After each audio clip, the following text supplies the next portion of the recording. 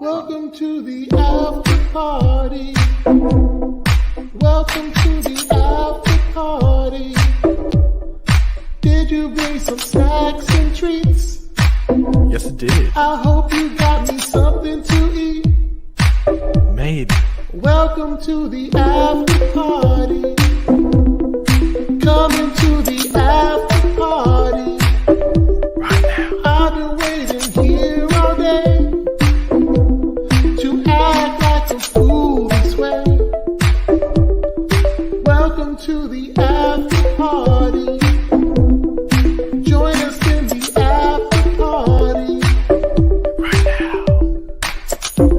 Oh, chocolate and gabbing, maybe some microphone gabbing at the after party. With DJ Eric, Paigey, There we go. Back again with that cutoff. and the weekly Sprite.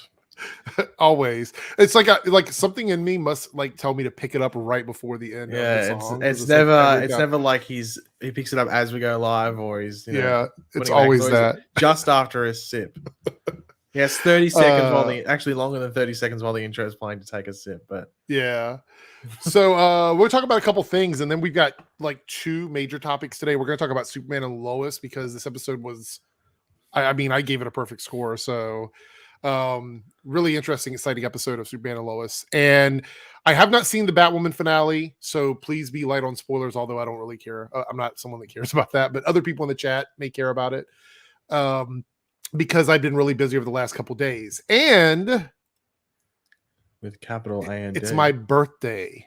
So it's my birthday today. Yeah. Yes. Well, is that an old reference? Does anyone not get the old YouTube reference? I think you have to actually be older than like 20 to probably get that reference. But yeah, maybe. So yeah, it's been busy for me, and I'm actually off work all weekend and planning on doing some traveling, so I won't be around much tomorrow and Sunday. Can we confirm where you're heading?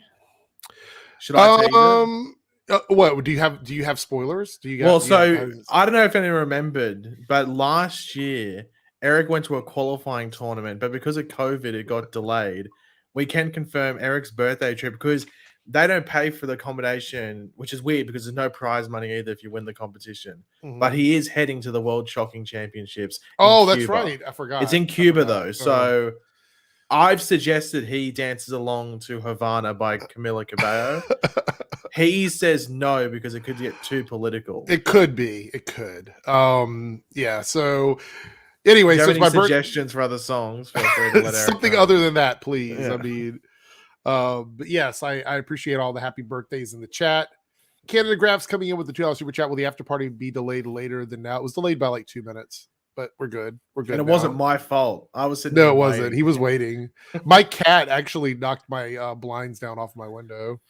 Right where I'm sitting. It's literally right there. Cow, is the Flash getting delayed later than March? I mean, it comes out next week? So comes out in 5 days. Yeah.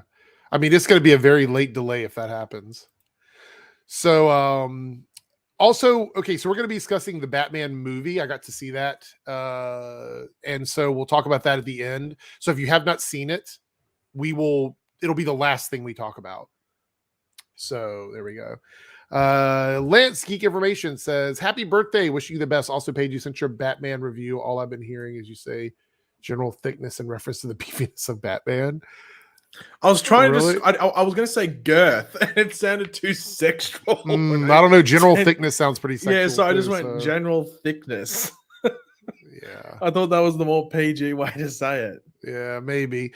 By the way, Lance, or anybody who any of our normal host, co-host, or guest here that have been on the after party, if you want to talk about the Batman at the end, let me know on Twitter, and we'll see if we can get you. Are you saying this is going to be Operation Dumbo Drop potentially? I mean, maybe it could be. It's possible. Imagine that. Possible. We've never done that. Except for Ben just turning up an hour late sometimes. That's true. That is true. That's the only other case. We've never done the old drop-ins. But any of our regular guests, the people that are here regularly that want to join in, let me know on Twitter and we'll bring you in for the Batman discussion because we will be talking spoilers at the end.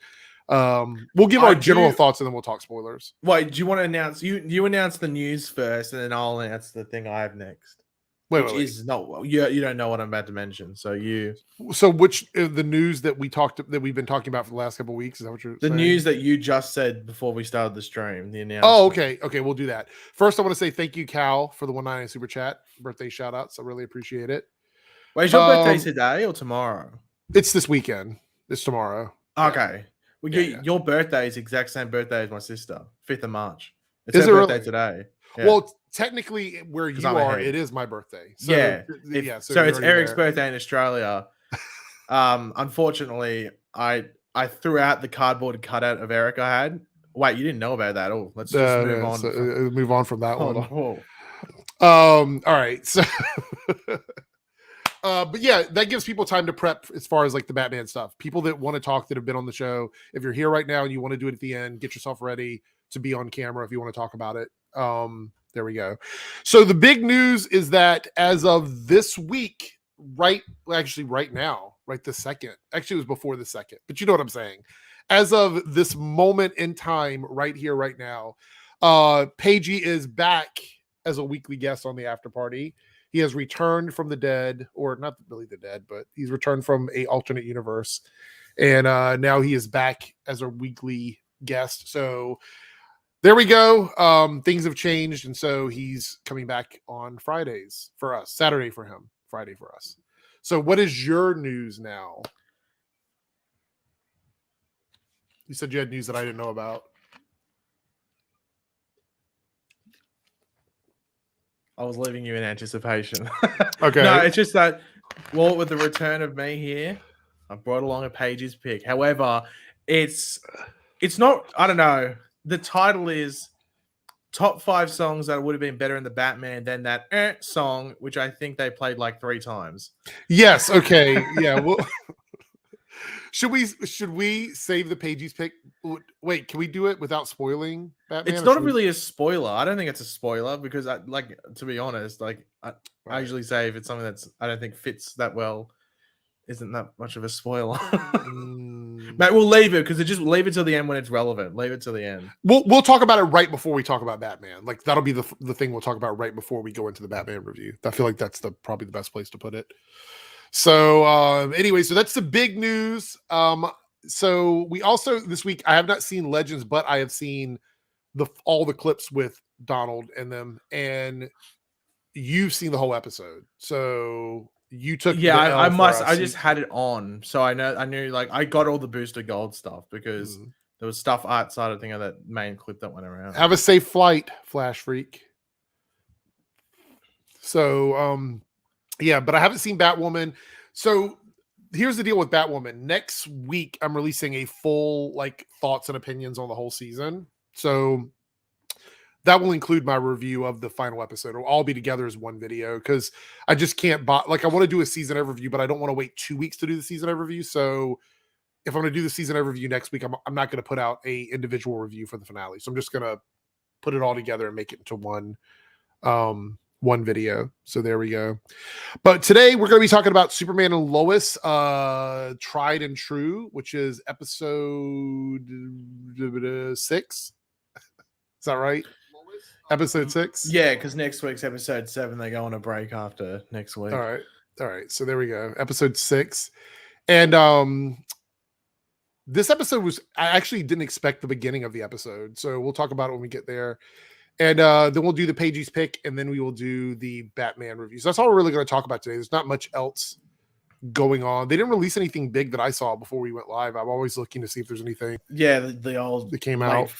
To be honest, they still might. I think they have about 2 hours. Usually, I think they usually stop about 2 hours or something from now. If anybody sees anything exciting come out on Twitter or Instagram, let me know and we'll talk about it. It'll be I love when that happens. Surprise news. It just pops up. Well, it's better appearing during the after party than literally 1 second after, which just happened before. Yeah, and I hate when that happens. So, all right, let's go ahead and talk about Superman and Lois, Tried and True. So, this week's episode was Lois tells Clark that she and Chrissy plan to do a deeper dive into the Inverse Society, and Lana and Sarah try to comfort each other after the fallout at Sarah's quinceañera 15th birthday party. I know I said it wrong. I don't care. Meanwhile, Jordan notices something suspicious in Jonathan's book bag, aka a inhaler, big, huge, massive inhaler.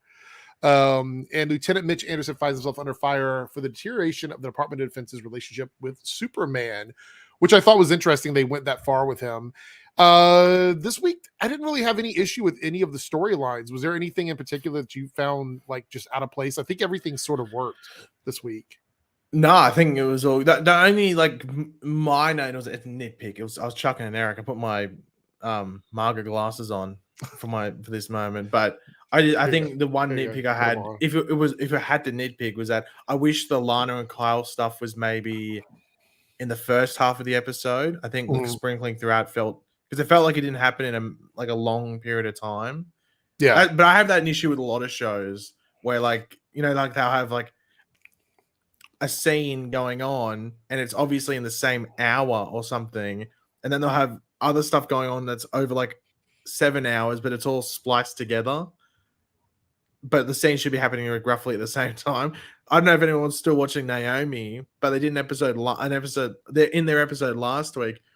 Her parents went into the military base to have a conversation. In real life, it would have lasted like 5 minutes. It was spread from like for about 2/3 of the episode while all this other stuff is going on. Like Naomi's at camp overnight and stuff, and it just didn't work. So I would have preferred maybe if it was in the first half, that Lana and Kyle stuff. Yeah. But that's like the only nitpick I really had. But I understand why they stretched it out, just so you got it was like I don't know, like more diverse, the different content throughout. Yeah, so this wasn't really a problem. I mentioned it because I noticed it, but I didn't really care.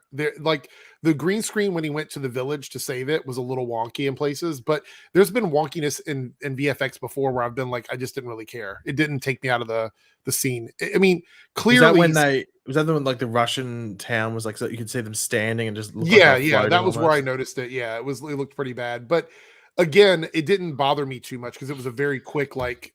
It's not like a lingered shot. Yeah, just showed them like waving back at Superman or something. Yeah, so that was my only real issue was the green screen in that scene, and that was the only thing. And again, that wasn't enough for me to like take a whole freaking point off of the episode. Eric triggered, yeah. So there we go. It is a Zoom shirt and a Zoom hat. So there you go. And some random green glasses, but for maybe a green super chat. Oh, yeah, that's true. Alex Alexander, $5 super chat. Did Batwoman have the better season 3 than the rest, except maybe Black Lightning? I'm not laughing at the super chat. I'm laughing at just something about your name. No, I had a teacher at school called Dr. Andrew Andrews. Oh, okay. He taught science. Alex Alexander. I know somebody said Paigey loves Flash season 3. I think Flash season 3 is really good, except for the very end. If you go back and you watch Flash season 3, with the exception of like the last 4 episodes, it's actually a really good. Season. It's Flash season 3 is good for like 2/3, and then it sort of falls apart, but then it has a really good finale. It's like a really weird season, and I still blame the musical episode of Supergirl for it. But like that will go to my grave. But yeah, I don't know. I can't really give a fair thought on that because I stopped watching Batwoman after like episode 4, and I had the finale on because I was wondering to see what the end credit thing was for Batwoman to see if they did anything interesting, which they sort of did, but sort of didn't at the same time. Yeah. But I wouldn't be able to give a good judgment. So my thoughts on this, because I haven't seen the finale episode, but based on everything else that I've seen all the way up to the finale, I would say it was a very good season for Batwoman, but it was a season 2 because this cast and everything they're doing reset at the beginning of season 2. So this season 3 is technically their season 2. Not for everybody. I would say it's technically their season like 1 almost, because like even season 2 is still dealing with the Kate stuff. Like Ryan wasn't even like the main character in season 2, really. Yeah. You can argue Alice and towards the end Kate were and stuff like that. So we have here somebody asked a question about John. Jean. Lillian here, Jean Henry gone because of something going on with the actor or anything. I think it's just one of those things where there were a couple episodes where he didn't need to be in, and so they didn't focus on the storyline. I love the character and I love Nat, so not having them there has been a little weird, but I don't think there's anything going on behind the scenes, right? Well, no, I think it's just that he's in a coma. Like, you can't just have him wake up straight away. I think they want to have, like, it actually feel somewhat real what's going on with him. And you never know, maybe in this back half it's like John's really heavy into it, so they gave the actor some break time along with Natalie as well. Maybe they have a lot of scenes and a lot of screen time in the back half. I can see the questions today are going to be all over the place. I can feel it already. It's one of those days where I see everybody in the chat is having different conversations. You have a super chat here from Naruto about Legends, a $5 super chat. Legends finally did it. They found a way to depower Nate permanently. No, I didn't watch the episode, but I did read what happened with him. And I mean, let's be fair here. Him not wanting to be on the team because he didn't have powers. How many other people on the team don't have powers? Right. Okay. So, and how often, it was not even that. Like, how often does he use his powers? Almost never. Almost never. Also, isn't it a little strange that there are people that Legends has met along the way that could actually give them tools to make them superheroes? I mean, think about it. Captain Cold and Heatwave just had guns. That was their superpower. Ray had a suit. So there's a lot of people on Legends that their powers are very limited, or they don't even have any at all. So him not being there because he somehow can't turn into steel makes it seem like he used the powers all the time. And that was his only bit. That was the only thing he was contributing to the team, which isn't true. So I thought it was interesting. I feel like it's more of a way for them to remove him from ever coming back as this character, right? Well, to be honest, he's the character that now doesn't fit it. Like, really, like, he was a character who would have really suited being in season 1, along with him obviously being in season 2 and 3, because he was that historian. So when they traveled back in time, he was like the person where if they were out on the field and maybe didn't have a connection with Gideon, he would know it. And then obviously, and then you attach that with him actually having powers as well. Like, I was surprised he stayed on the show even into this season. Like, that they got rid of Ray and Nora, but kept Nate, always felt weird. Because even I think Ray and Nora would still work on the show, even though they probably don't fit it either. Right.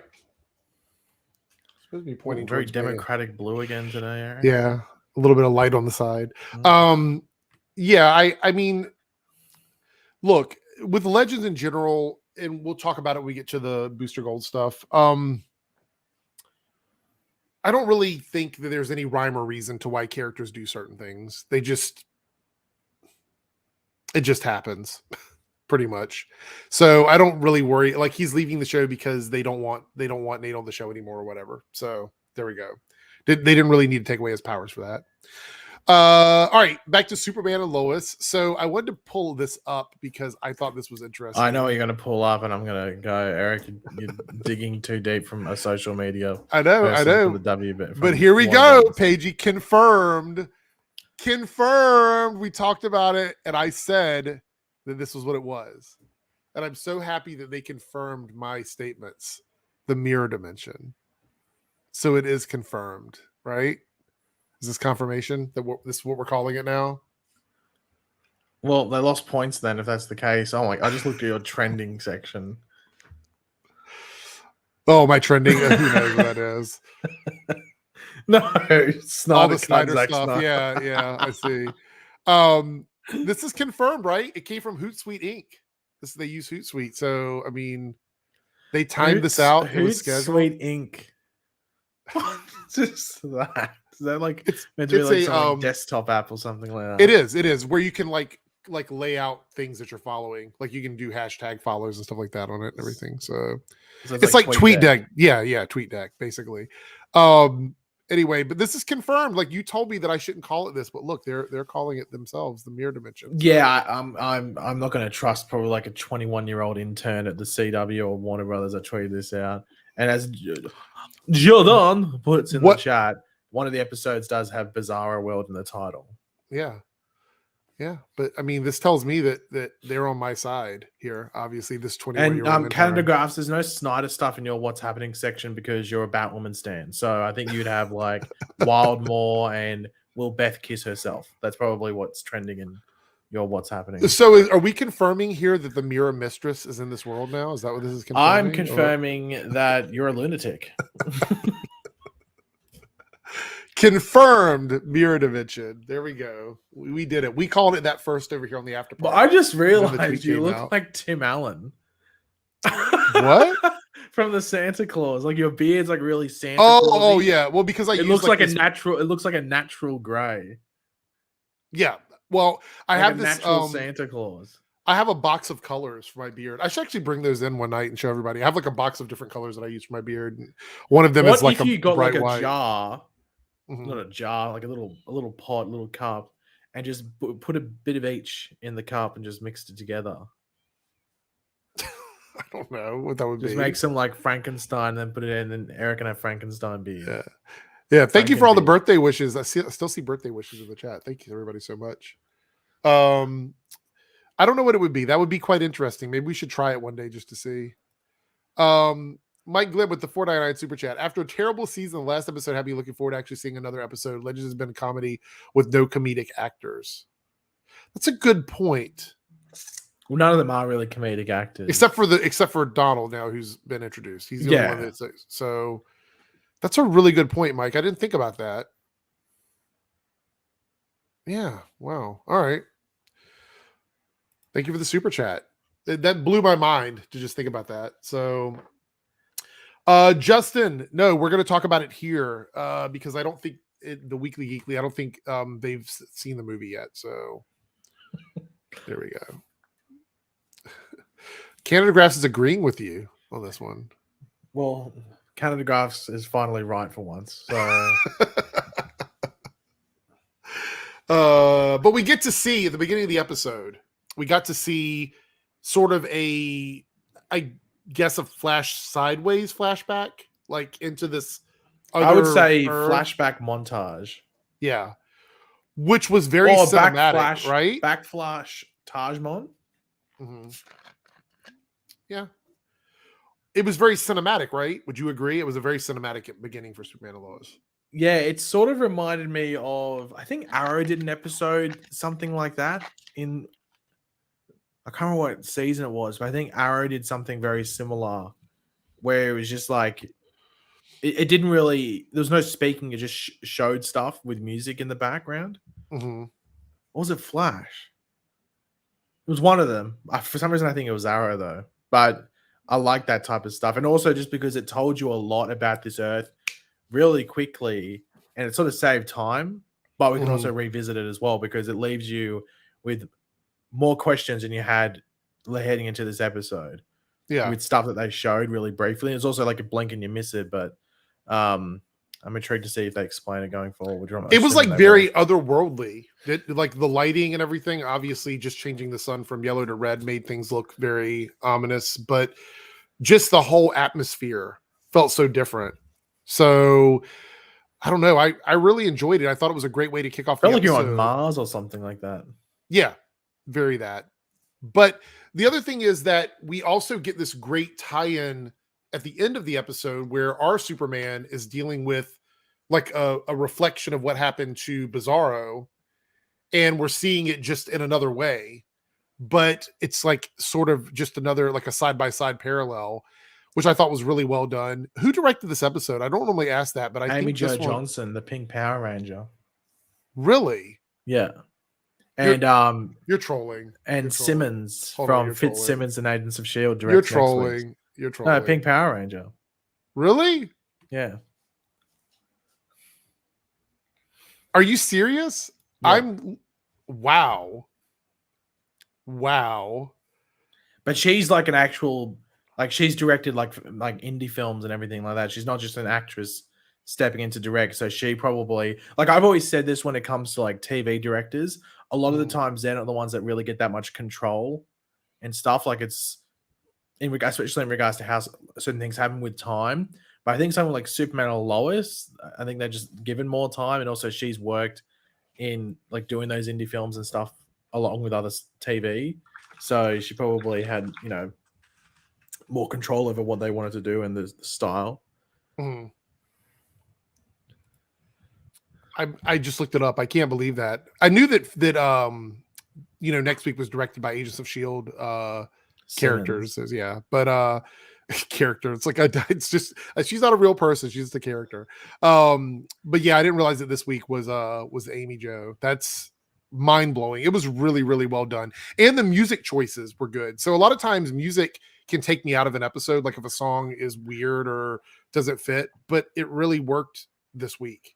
I really enjoyed it, and we got more of him talking with Superman and the hologram of his mother, and just basically giving more backstory and helping them understand what's going on. And I just really, really, really like this storyline. Now, the one thing that people did complain about was how did he just fly through the earth and end up, on our Earth? And I'm saying that I'm going to wait and see if they address that, because it doesn't really, to me, I get the question. It doesn't make a lot of sense, but they may explain that, right? Or are you thinking that they're just not going to talk about it or mention it?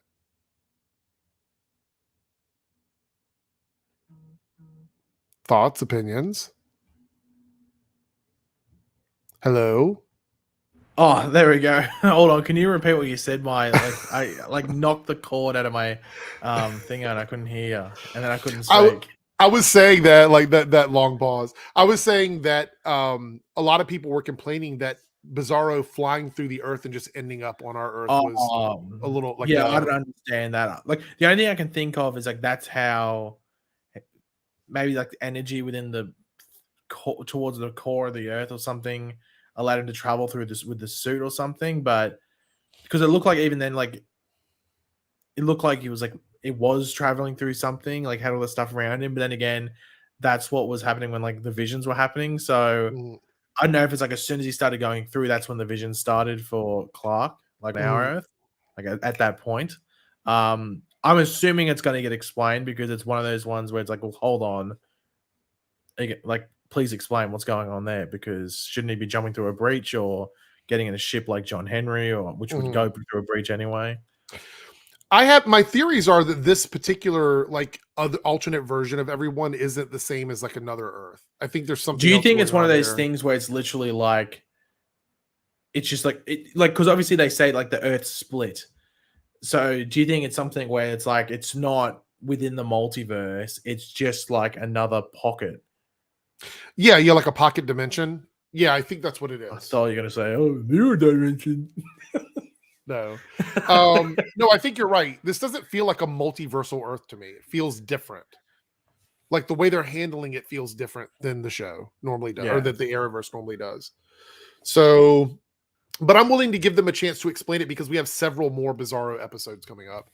So I'm sure we'll get more details on that. There's still 9 episodes to go this season, and I assume that this is going to go through the entire season. Because that, like, when it first started, we got that reveal in like episode 3. I was like, oh, okay, this might only go for like half the season, then they'll do another thing. But I think, especially based off that we got the episode titles up to like episode 10. I think episode 10 is the one with Bizarro World in the title. It seems like it's going to go the entire season, which people might not like, because they might think, oh, they're going to stretch it, but we don't know what they have in store. There could be a lot of different reveals. Maybe the Earth start to merge if the pendants come together. Like, that'd be dramatic. You know, like 2 years ago, me would be screaming right now. Why did they tell us in this episode? We need to know right now. But thanks to the after party, I put some sense into you and to let it play out and judge it after. You don't get premature Eric. I'll be fair. There are things that I want answers to a lot sooner, but I think this one we can take our time. We all do, Eric, but that's why we have 9 episodes to go. That's the beauty in a TV show. You have episodes, and they compile into a season, they have to answer everything right in that story. one episode. One episode should answer all the questions. No more questions. The green glasses, they're making you go Shrek-like in insanity. Team 4 with the $2 super chat says Lucy acted like a hypocrite in this last episode. So we did get Lucy back with the general who came in and everything was just like normal aunt with her, nephews and with her sister and all of that. Everything seemed really good. They went to a game together and then the wild stuff started to happen. Everything started to unravel once they were alone and not with someone else. And we got to see that happen. Do you think Lucy was acting like a hypocrite, or do you think it just falls in line with the whole cult mentality that she's dealing with right now? I think both Lucy and Lois had their wrongs and their rights in that conversation. Like Lucy can stand there and go, "Well, I was right. I wasn't lying." Like you do see this other version of yourself. Like your coworker literally said it to you, so she's not lying there. But she's also not accepting the fact that it is potentially dangerous as to what's going on and not trusting her sister and what's going on there. But then also Lois won't accept that she was wrong about it at the same time. So neither was 100% right or 100% wrong in that conversation. I think it's just more frustrating because you know that Lucy is on the wrong side of it because we know what Ali is doing. Yeah. Or at least what the other Ali did and what this Ali could be doing as well. So, which is why it's really easy to take Lois aside. It's so easy to take Lois aside, but you have to accept that Lois was proven wrong because what the Lucy other thing is Lucy right. doesn't have the information that Clark has, or that the government has, or that Lois has in terms of this whole what Ali's doing. She just or that what she's potentially be doing, right? And the potential danger. Let's see. Naruto here with the $5 super chat. What if you don't exist in the Bizarro world? Do you see nothing when crossing over? This is why I think it's a different thing. Well, the thing is that what would you be like on Bizarro World? Yeah, I don't know. I have some thoughts. Me personally, what I would be like? Well, it's supposed to be the opposite of who you are. Which would tell me it was was Bizarro Superman a bad guy on that Earth? No, I don't think so. I think it's just I don't think it's the opposite of everything. I think the base elements are maybe the opposite. I think everything's just backwards. Like I guess you speak backwards and stuff like that. And that's the thing they haven't made clear though. Is this time move backwards? That would be Ali really looks weird. the same. Lana looked the same outside of the fact that she was a super person of America. Right. People keep calling her Supergirl, Superwoman. That's not who she was. She was a Superman of America. Subtle dig at the DC TV show again? Yes, it is. I got so many. I had about, I don't want to say so many. I had about 6 people message me going, "Did you see Ben's title?" I went, "Yep." That's all. I went, "Yep." Is Ben in here? I feel like he's around somewhere. He's probably in the Ukraine like last week. So. Oh no. Is he gonna jump in? Ben, are you in the chat? Send me a message. Join us. Yeah, I don't know. Like, do you see nothing when the crossing over? I don't know how that works. I don't feel like this is a multiversal Earth. So, well, as I said, everyone looked the same, but then Bizarro is like, "Oh, I'm all freaky." Right. So, do you think maybe that has to do with him being a Kryptonian? I was going to say that, or maybe something Ali involved or something. And also, like, even on that photo, you had Lois's head, or just Lois and Jonathan crossed off, and you had Jordan and Clark left. So is Jordan Bizarro World meant to be alive still? If so, where is he? Why didn't he come with Superman or Bizarro, whichever way you want to put it? I know, so many questions, but here's the thing. We're going to get the answers because we know we're getting multiple episodes about this. So it's exciting stuff. This is some of the most exciting TV we've had in a while when it comes to the Arrowverse. So it's the most unsure I've been about a show I'm watching. Because I don't know where specifically it's going to go and the answers we're going to get.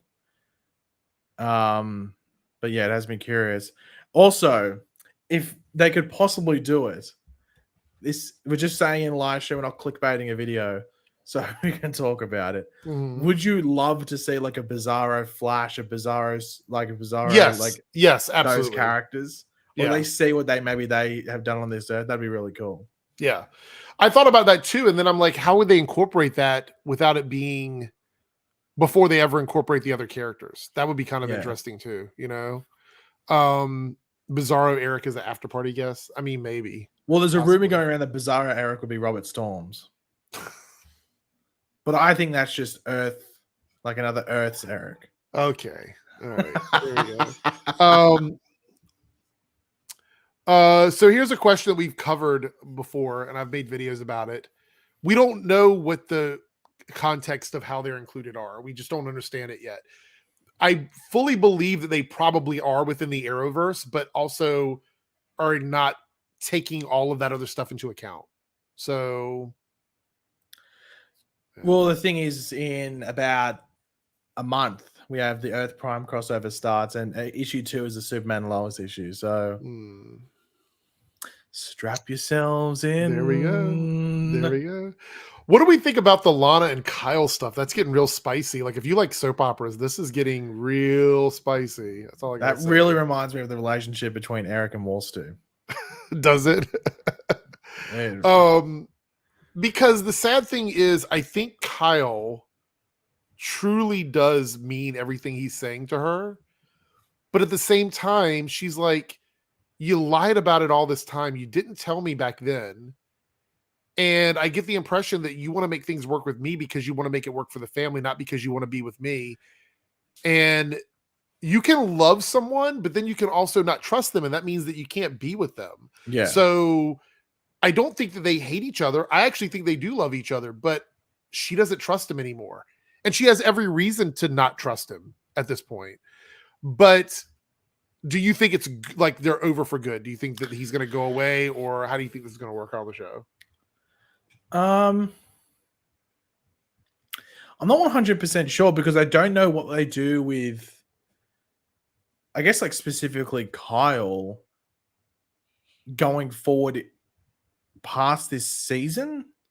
But you can argue the whole family is a whole because they tied really well into season 1, and with season 2, it's more just this storyline.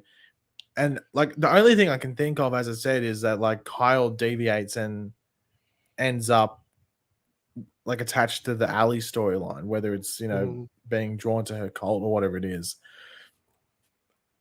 But I'm not too sure. I'm not too sure whether they'd get back together or not. I'm not too sure. It's hard to tell though, because as I said, like I don't know where we're going to be in 3 or 4 episodes time in this season, where Kyle's head could have been chopped off, or he's one of the super soldiers or some crap like that. Like you don't know where it goes. Like things happen pretty quickly on this show, and almost in a very unpredictable manner.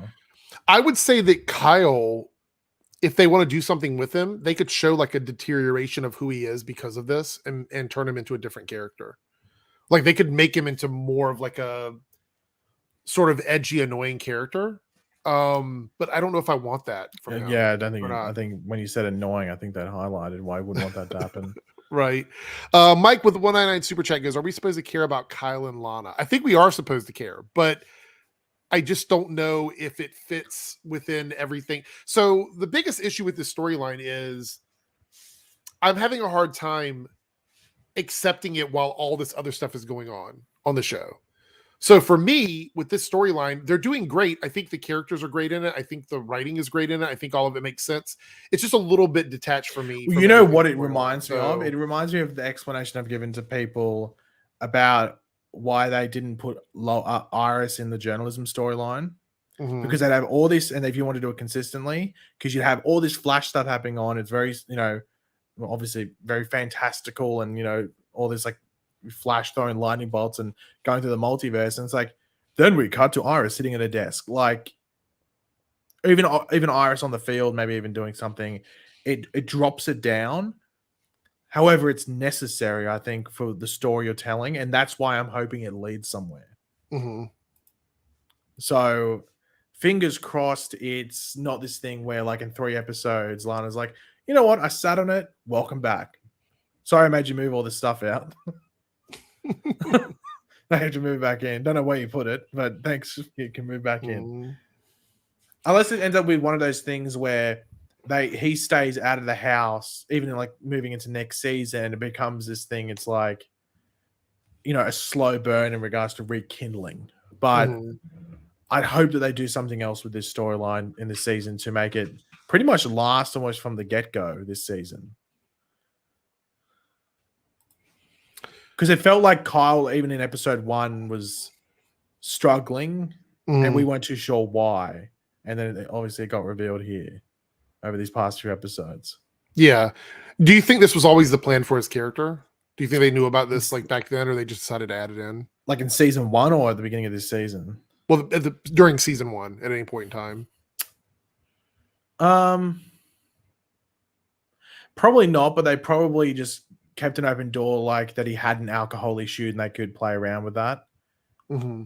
And if you have usually if you have one issue, you probably got other issues going on, or there's multiple reasons for you having that issue. So they probably just left it an open door and see how they wanted to go. And also they could have done season 1, and you got to wait to see how people react to characters and relationships and whether it would work and whether people would care and everything like that. So yeah. Yeah, Robert here says, well, she wouldn't be taken seriously running from here with Kyle still in the house. Maybe she's focusing on her. I don't know. I mean, is as much as progressive as we are now, I think her even with this drama going on makes it almost impossible for her to. Well, to does Robert mean respectable? Like she wouldn't be taken seriously like us or Smallville? Because Smallville doesn't know. Right. Because nobody's released a story. Well, they said they were running that story. Remember? That's yeah, that's true. But I don't know if it's actually happening out there. Yeah, and whether people would believe it as well. Now, you were saying that the one thing about this story that you didn't really care for is how it was spaced out over the episode, the Lana and Kyle stuff. Yeah, I would have preferred. The scenes, because I think there was only maybe 4 scenes. It just felt like it was all spaced out through the entire episode. I think one of the Lana and Kyle scenes is the third or fourth last scene in the episode, and I felt like it all could have been pretty close together compared to all the other stuff going on. You're saying that all that could have taken place in the first half of the episode. Yeah, I didn't think it needed to, because it just felt like you were dealing with this other stuff that felt a bit bigger, and then you just go back to Lana and Kyle, which was much smaller. So it could have been in the first half of the episode. Yeah. All right, so let's move on from that and talk about the Jordan and Jonathan stuff. So, obviously, last week, Jonathan and Jordan talked about having powers and how they were coming in. Actually, meant taking XK, and so he wants to continue playing football, and he wants to not tell the parents about it because he's afraid they'll take him off the team. And Jordan kind of goes along with it, but then, while they're talking, an inhaler just falls out of the backpack, and he's like, oh no, it's my girlfriend's or whatever. And at this point, do you think that Jordan knew that they were finding inhalers everywhere? Because he mentions it at the end of the episode. Do you think that he knew what that was almost immediately when he saw it? Because I feel like he did. I don't think he thought it was I don't think that news about the other inhalers was out there at that point, but I think he thought, that doesn't look like Ventolin. A clear... I mean, the actual inhaler is as big as this glass. It would it was a huge inhaler. Yeah, it was clear as well. It looked like a crack pipe. That's what it looked like. It looked like someone was about to crack it up. I think that's the cool term that they use, crack it up, instead of being an actual Ventolin, which is either bluish or brown. That's what pretty much what they are. So I would know. I'm #asthmatics. So I don't think he thought anything too much of it, but definitely in the episode, it's just you see Jonathan with the powers, Jonathan playing a game out of his skin, which he hadn't done before, tied to the Ventolin, tied to Timmy getting sick and everything like that. And also just they're pretty much roid raging. It's because that's what they pretty much is using a parallel, or not a comparison. This is pretty much our show's version of the old roids, the steroids and stuff like that. So I think that at the end, that scene towards the end and that scene on the bleachers and everything like that sort of confirmed it for Jordan. Yeah. I'm intrigued to see where it goes going forward, seeing that guy was sick. Do you think Jonathan is going to get sick like everybody else, or do you think he's just going to get powers? Well, that's what I was going to say. I was I wonder if what the repercussion is for him is different because he's actually got Kryptonian genetics. So we don't know if he had dormant powers that were waiting there like Jordan had. So what's going to happen there? Does he get sick, or is his sickness his powers coming out, but maybe in a more uncontrollable way. Remember when Jordan's powers are coming out, he couldn't control them. Yeah. So what if it's like that? Yeah. I don't know. So the last thing we have to talk about is the story with Superman and Anderson. So Anderson gets reprimanded pretty harshly for, basically getting two of their assets slash children, decimated in battle against Bizarro. And with only one of them surviving, they think that he made the wrong call. He claims that he did make the right call, still stands by it, but understands why he's being held responsible. And so he's just kind of like, you can see him sort of falling apart through the course of the episode, to the point where he comes up with this way of like getting Superman, and because he sees him save the Russian village, and he's like, oh, it's clear where his loyalties lie. But here's the thing: Superman has been saving everybody in the world all along. Like, I don't know why that was the tipping point for him, but for some reason it was. Anyway, so he comes up with this plan to use red sun light in the building, trap Superman in there, and then hit him with a kryptonite bullet to lock him up with Tauro. I didn't see this coming at all. Were you surprised by this event and this change, or what? Yeah, it caught me off guard a lot, but fits in with the beginning of the episode, the parallel. Instead this time we had the red sun instead of the yellow sun for Bizarro. Yeah, it was caught me by surprise, and I'm sure this week's episode is going to be even more surprising, with then also just having Tauro back into it, because I thought that might have been the only episode we got him, was that one early in the season, and all of a sudden he's back in his Hannibal Lecter cell, but with his half brother. So I'm excited for it, but I'm also, once again, not too sure where it's going to lead. Right. And also because you have to think, if this happens and Superman's able to get out in like a fair way, are there repercussions for Anderson?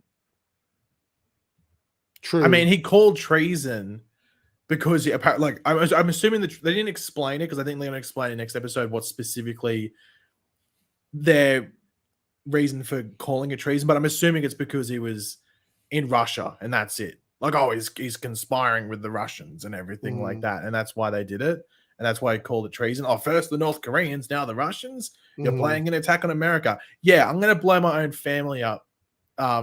Anderson, that's exactly what I'm doing. That's exactly what I'm planning. I can see Eric getting nervous about demonetization. It's already going to happen. Last week's episode got blocked already. Whenever Eric is like pretty emotionless or doesn't really respond too much, I'm like, he's looking at the symbol. He's looking at the symbol. Well, it's going to happen no matter what. Yeah, so this is interesting. Now, the question is, who do you think is going to save him? Is it going to be Tauro and him escaping together? Is it going to be John waking up and coming to save him? Or do you think Bizarro is going to have to save him? Because he's not affected by I think it's going to be Lois and Sam. You think so? Well, they can just say, no, he's not doing any of this treason stuff. He's been doing that for years and years. See, I want a big fight. I want like somebody going in. I think there will be I think, well, in the trailer there's a fight going on, but I think it might be Lois and Sam that do it. And also Sam can come in and go, hold on, I was general and leading this DOD thing for ages. You're in here for 6 months. You got Superman in the cell. What's going on? Yeah. And maybe this could lead to better communication between Anderson and Superman, or it maybe means that Anderson's story then goes down a different path and something else happens, whatever it might be, because this is pretty much the halfway point of the season as well. Do you think there's something else he has on him? Because it's very clear the government wants to work with Superman. So I'm not sure if they would go along with what Anderson's doing just based on him saving a village. I don't know if that's enough. I feel like there has to be something else, right?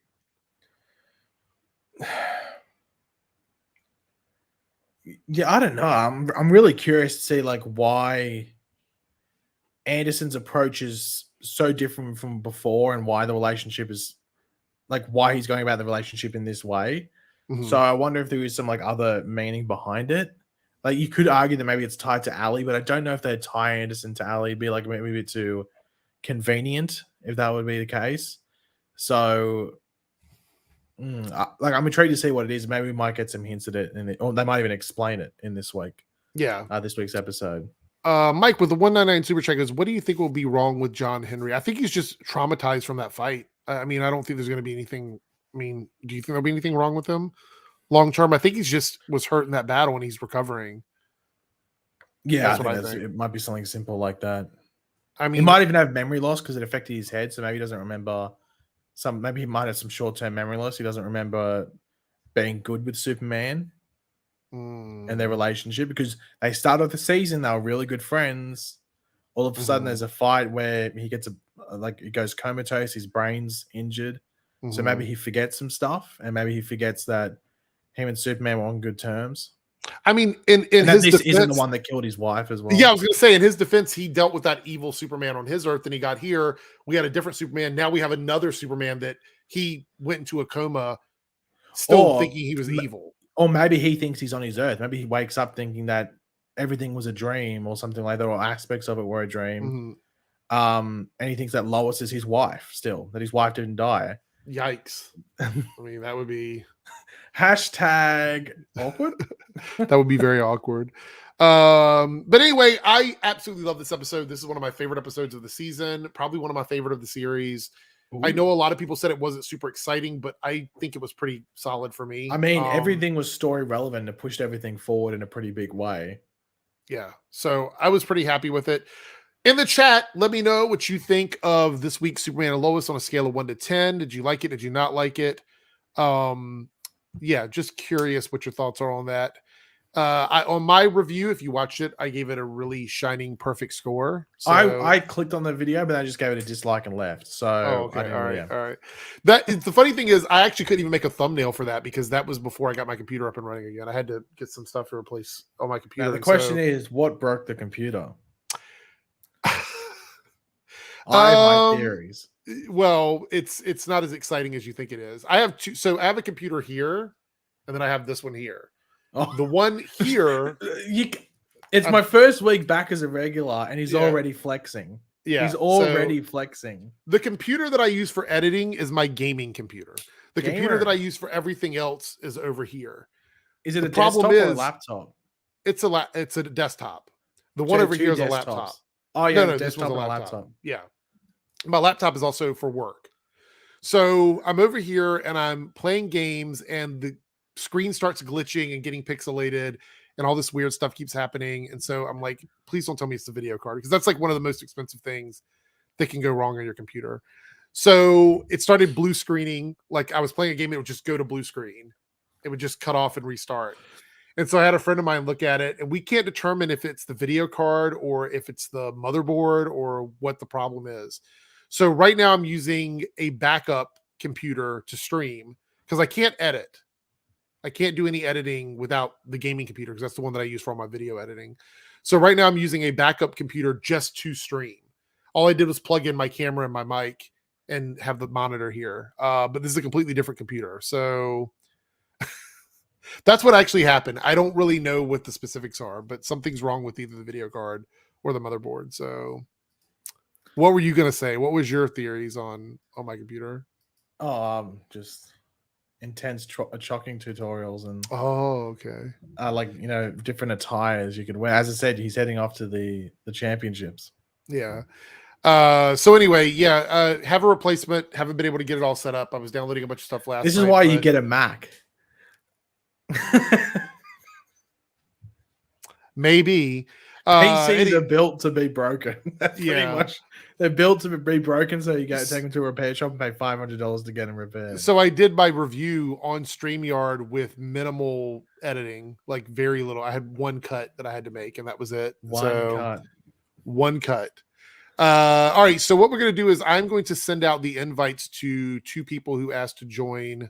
I'm going to quickly go to the bathroom, and I'll be surprised when I get back. Okay, for the Batman discussion. So I'm sending an invite over to the one and only Canada Graphs and to Geek Information Lance. They both asked to join so we could chat. So they can jump in. I sent you invites. So if you guys are out there, feel free to jump on. And while Paigey's away, we can chat briefly about your thoughts on Superman and Lois if you'd like. And then we'll do Paigey's pick. And then we'll do our Batman discussion. Here we go. Lance is first. So there he is. What's up? What's up? Dark Bat, we're not talking about it right this second. I will give a warning before we get to we get to All right. spoilers. And there's Canada Graphs in the house. So, what do you? While Paigey's away, general thoughts on Superman and Lois this week? Either one of you guys, what you want to give your thoughts and opinions on? Pretty good. I mean, I've seen a lot of people say 10 out of 10, including you, obviously. Mm-hmm. I don't know. Maybe I just wasn't mentally into it. I liked it a lot, but I only gave it like an 8.5, 8.75. So you enjoyed Naomi more this week, then? That's what you're saying. Oh, who doesn't? Lance, your thoughts on Superman and Lois this week? Anything in particular? I'll say that I enjoyed the Superman and the kids stuff more than the Cushing.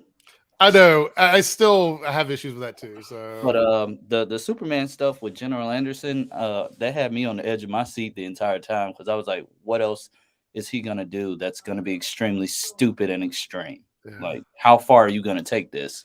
And well, he took it to the extreme, right? I mean, yeah. So, is anybody here still watching Naomi by any chance? I'm watching it. I tried to watch this week's episode, but the streaming service I had that airs it in Australia, I clicked on it and it would glitch out and it had like 46 seconds worth of footage. What? So I had to leave and just I think it's working now because well, last night I was putting on some serial killer stuff to go to sleep with, sleep too. And it had like continue watching and the bar was like really small, so I had watched none of it when before it was like halfway because I went through some of the glitched content. So I'll probably watch it later today when I I guess I might maybe want to have lunch or something.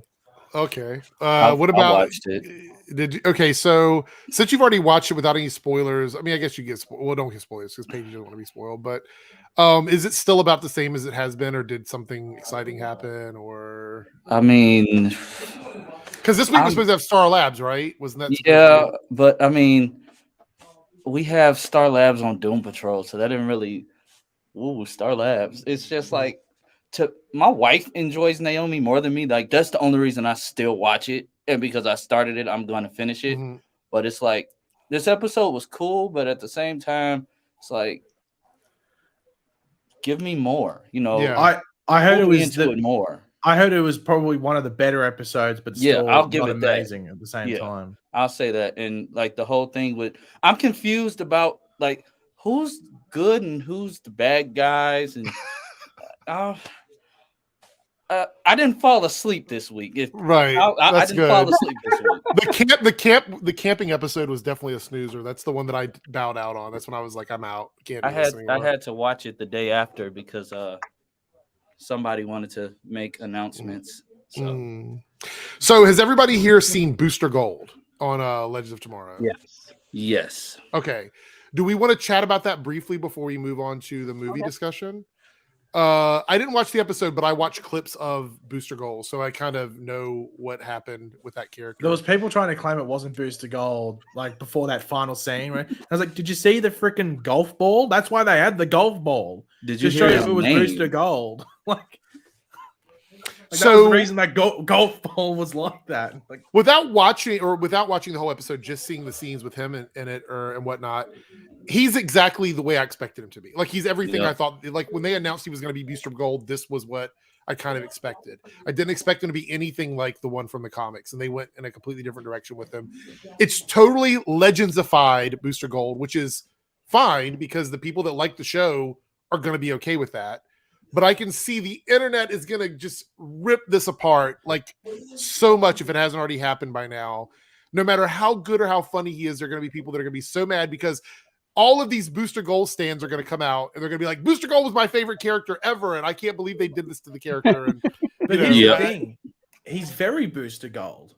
In my opinion, he was Booster Gold. Outside of the fact he's not white with blonde hair. But the thing is that casting is casting. I would prefer they cast the character, especially a character like Booster Gold, down to his characteristics. Sure, someone like Superman, maybe you want to go off looks and they have to look like this, like this certain cutout, or Batman, they have to look good in the cowl or whatever it might be. But Booster Gold is a character where the characteristics define the character, which obviously sounds like self-explanatory, but And Donald Faison does it well. He sounds like he's cocky and everything like that. In the time travel involved, but overall, he's a freaking idiot. That's what Booster Gold is. He's cocky, thinks he's all that, but at the end of the day, he's willing to advertise for anyone. He'll do anything for money, basically. If you want to put a sticker of your company on his costume, he's willing to do it. He comes into Here Comes the Hot Stepper? Is that the song? Yeah, that was it. Like with the AirPods, like flexing as well, like playing golf with his little Booster Gold golf ball. It was hilarious. It was a really fun intro. So, Canographs, you enjoy Legends, right? You still watch it every week and you enjoy it, or no? No. In fact, I mean, this was the first one I intentionally tuned into in quite a while. I have had a lot of people tell me this season is better than last season, which was another one of those seasons I just gave up on. And this finale has made me at least consider going back and watching the rest. Mm-hmm. So we'll see. But yeah, as far as this character, obviously, I don't have the comic book history of it, but from an entertainment standpoint and the job that Donald did with the character, I am very excited to see more of this. And I think also I heard you saying you're going to have some people who are fans of the character that are going to get on the internet and just be mad about it. Wouldn't matter how they did the character, someone's going to be mad about it. Yeah, absolutely, yeah. I also think Legends of Tomorrow as a show is perfectly fine having people be mad at them about something. They've just accepted our core audience is this set people. We don't care if everyone else hates us. Right. So just be okay with it, Yeah. So I feel the same way about it. Like with me and Legends, I realize that they're catering to the people that watch the show. I can't fault them for that. I feel like that's a fair way to go about it. So for me, absolutely fine. I don't have an issue with them. I love Donald. I'm not a huge Booster Goal purist or whatever you want to call it. So I don't care too much. Anyway, so that's how I feel about it. So any other thoughts on this before we move on? Any thoughts on Booster Gold, Legends of Tomorrow? Anybody wants to talk about or him being cast, and from the the little screen time that he did have, it kind of got me somewhat excited about where next season could potentially go. I'll say that I won't be as depressed and feel like it's a chore to watch the show next season. Yeah. So you think that this edition of him is going to actually maybe help bring some life back into the show? Is that what you're saying? Yeah, because even over on TikTok, I saw people that dump on the Arrowverse shows all the time, talking about some. Oh my God, they cast Booster Gold. It's Donald Faison. I might check this out. I think I'm gonna go check this out just based off of him alone. So I think him having his own fan base is going to bring a lot more people back to the show. That's a good point. Fans as well, yeah. Especially if it feels like the second. I was really surprised. Sorry, Paigey, didn't mean to cut in. Go. No, I was gonna say, especially if it feels like the second coming of Turk or something like that. That was the thing I picked up on is how many people reactors that I watch and they're like, oh my God, it's so and so from Scrubs, and I'm like, I know Scrubs is a popular show, but I didn't realize his character was so popular that people instantly are like, that's the thing I know him from. Yeah. What does this mean for Powerpuff though? Oh. Well, I think because the thing is that Phil Clement did an interview and he said that if they get picked up, he's a series regular next season. That's what they. That's not good news for Powerpuff Girls, then. Yikes. Yeah. Or it's not good news for Legends. Depends. I don't know. I think I'd rather jump on a show that's still doing really well in terms of viewership than a chance on something that people. But he's contractually obligated to Powerpuff, because the way it would work is Powerpuff would have first rights if he's got that contract first. Do we think that it's going to happen? More. Do we think that that's going to happen though? I haven't kept up on what's going on with them. Because didn't they lose one of the major actresses off of that that played Quake on Agents of S.H.I.E.L.D.? Yeah. I don't recall what happened. All I remember is they were fine-tuning it or something. Nothing to fine-tune for me. Just, let it go. Yeah, I believe that one of the main actresses stepped away from the project, and that's why it's kind of been not happening, I guess. I don't know. We'll have to wait and see. I'm okay with it. I think it's fine. I haven't watched Batwoman yet, but I want to ask both Lance and Canada Graphs while we're here because I know Paigey doesn't really watch the show anymore. When I do my season overview, would you guys like to schedule like a off live video to talk about like the whole season of Batwoman, like go into details and stuff? Because I've really enjoyed the season, and after I watch the finale tonight, I want to do a video next week talking about the whole season.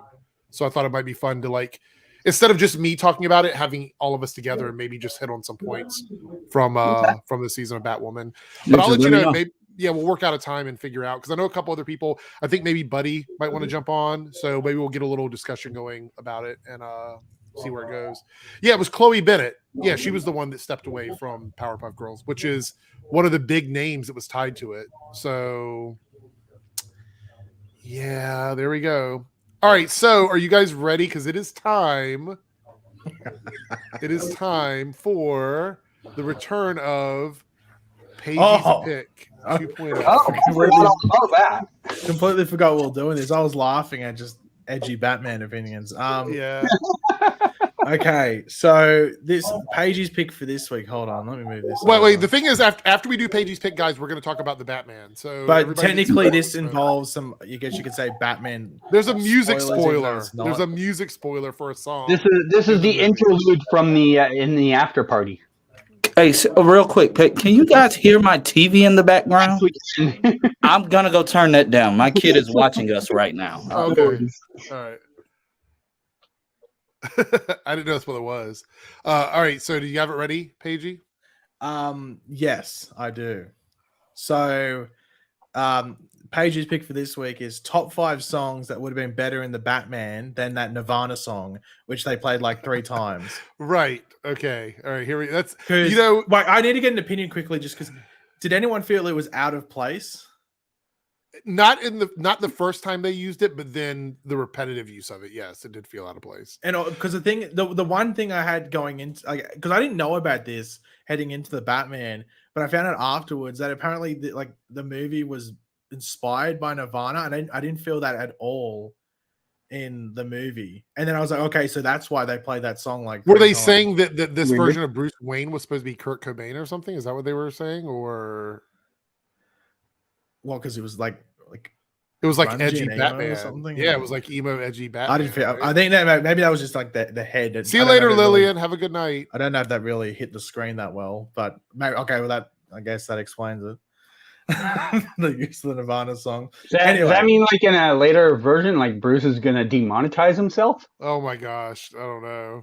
Oh, or maybe Catwoman, and then Catwoman gets accused of doing it. Oh no! Oh no! Anyone get that reference? No. Okay. Yeah, I do. I got it. Yeah. And then she starts a band called Hole. Or Miss Courtney. Yeah. Oh no. Okay. Actually, I just realized it's top 6 songs. Okay. 6. So number 1 is.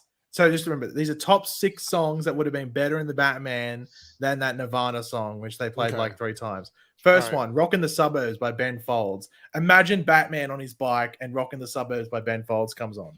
Thoughts? Do you think Ben Folds is edgy enough for that movie, though? I mean, no, but I think this song would have slapped.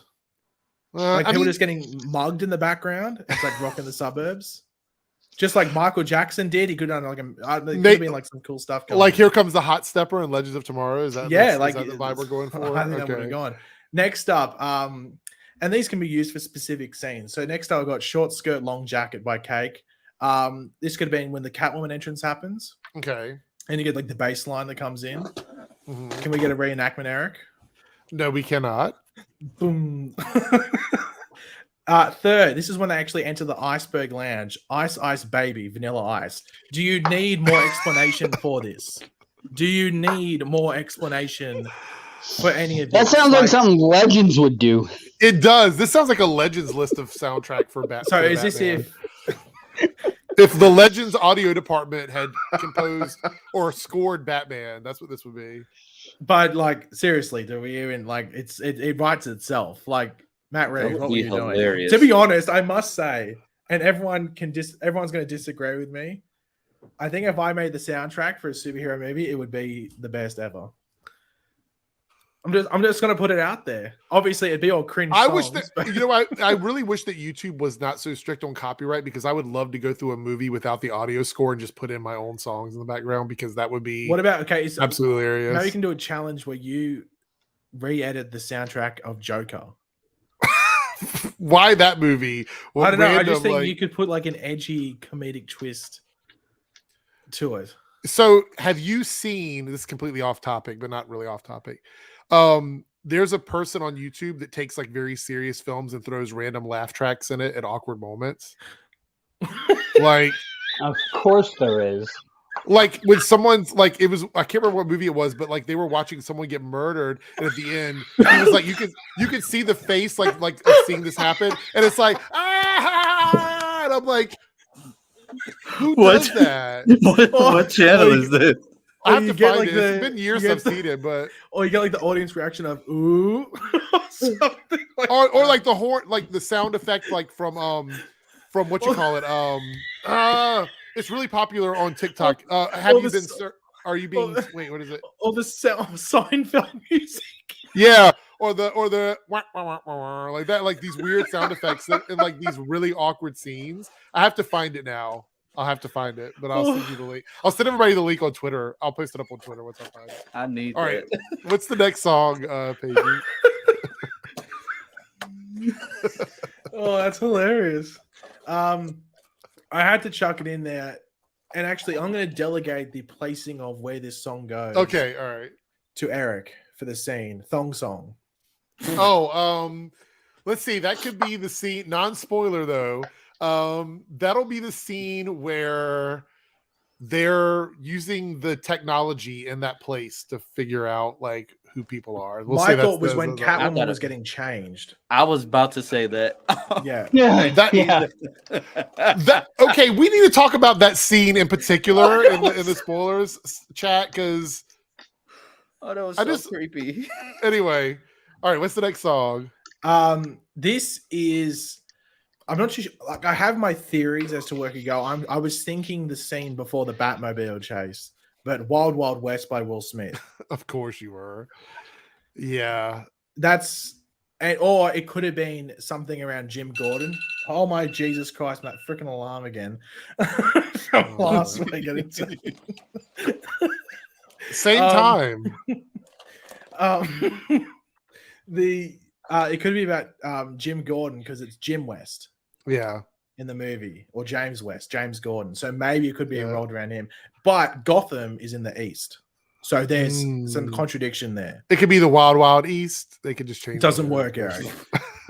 Unless maybe it's a flashback to his time before he came to Gotham.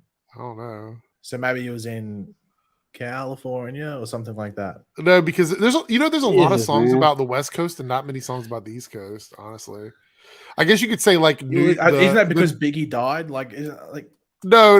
I'm just saying in general. Like I think Alicia Keys and Jay-Z have done the only. well, I real, know like, they have a anthem pretty for the East iconic Coast, one. Like, well, there's a heaps. There's like New York, New York. They're all Yeah, about New York, though. any song about the East Coast is only about New York. Exactly. That's what I was gonna say. That's Yeah. not really the East Coast. No, Where- no.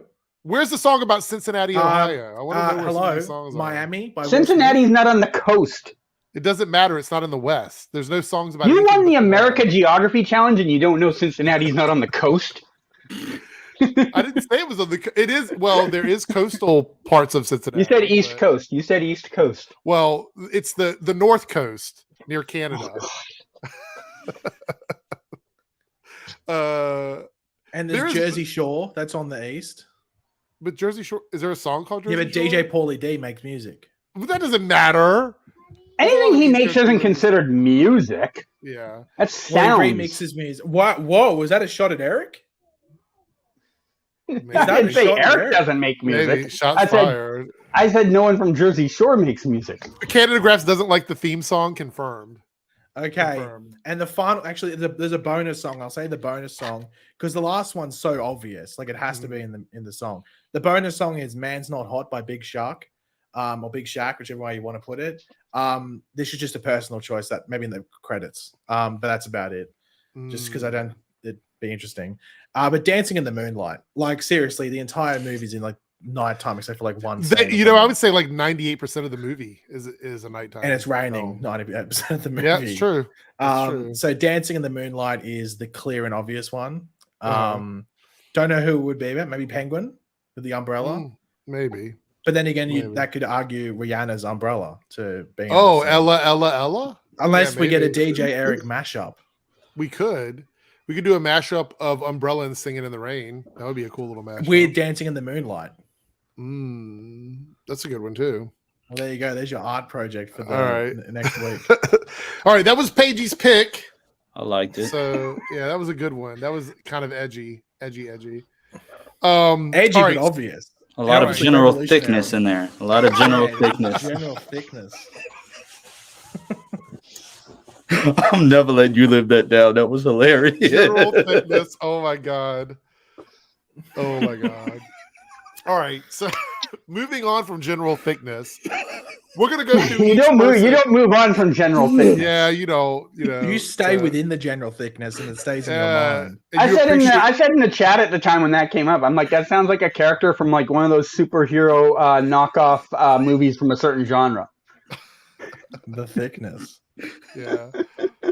So let's go through and do a quick, like, non-spoiler, like 1 minute thoughts on the film from everybody, and we'll start with Canada Graphs.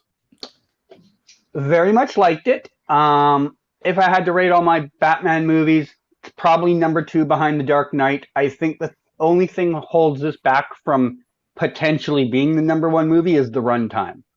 Okay. I really feel 15 minutes, maybe even as many as 25 minutes, could have been trimmed back. I don't know where you'd take those minutes out. It just might be a few seconds here, a few seconds there, cutting down each scene. There's a few things that I think could be trimmed, but yeah. But as an overall runtime, this possibly first time in my life in a movie theater, I looked at my phone multiple times to see what time we were in the movie. I'll say I got to that point at a certain. And I still love the movie, but it was too long. Right. That's my really only big drawback from it. Right. All right, Paigey, your thoughts? I liked it. I've seen it twice now, but Is that a flex? Like maybe, I don't know, maybe. But the thing I do regret is that I usually don't see a movie twice. If I like a movie, I'll watch it twice, especially if a movie is something I want to, see whether I actually liked it as much as I thought I did. But I saw it 2 days after I initially saw it the first time. Usually I'd leave it like a week, at least 5 days. So I think that might have affected my second viewing because I liked the movie less the second time I watched it. Okay. And I've seen people saying they liked it more, which is fair. Everyone's got an opinion. I liked it less because the reveals aren't as obviously satisfying, which to be honest, the reveals I don't think were overly satisfying to begin with. But the second time you know what's happening and everything like that, and that's when you feel the runtime. Like if you watch it the second time, you'll 100% feel the runtime because that mob. Are we talking spoilers? Actually, this isn't a spoiler, but because it's in the because Falcone's in the movie, but the mob stuff wears at you in the second time. Yeah, because even in the first viewing, I wasn't the biggest fan of it. Probably the weakest part of the movie, in my opinion. I understand why it's there. But the second time I just didn't care. And I think that's where you get that extra 15 to 30 minutes, depending on who thinks or which people think that it ran at a certain, extent longer, whether it was 15 minutes too long, half an hour too long, whichever way it is. I think it's that mob stuff. And the only thing, but overall, I do think it's I think it's the best Batman movie we've had, because it actually does proper detective stuff, and I think that's what it is, the core of the movie. And that's something that was really only really ever touched in The Dark Knight for a tiny portion of that movie. Before that series got too big. When it got to a certain point, it would just the detective stuff kind of went out the window. Yeah, so in The Dark Knight, it's in there for a bit, but even then, not that much. So in this one, it's actually the core feature of it, which I loved. Right. I guess the only downside of that is that because it's only a year 2 Batman, you don't get overly cool things. The gadgets aren't cool. The gadgets aren't overly cool outside of the lenses. Yeah.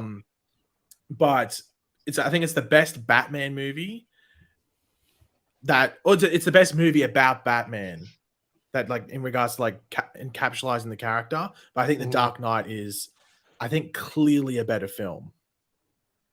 I think it handles in regards to like the mixture of all the different things within it. I think. Oh, you mean as a film is structured, you would say The Dark Knight structured, but I think movie. The Dark Knight has an advantage because it's a second movie in its trilogy. Right.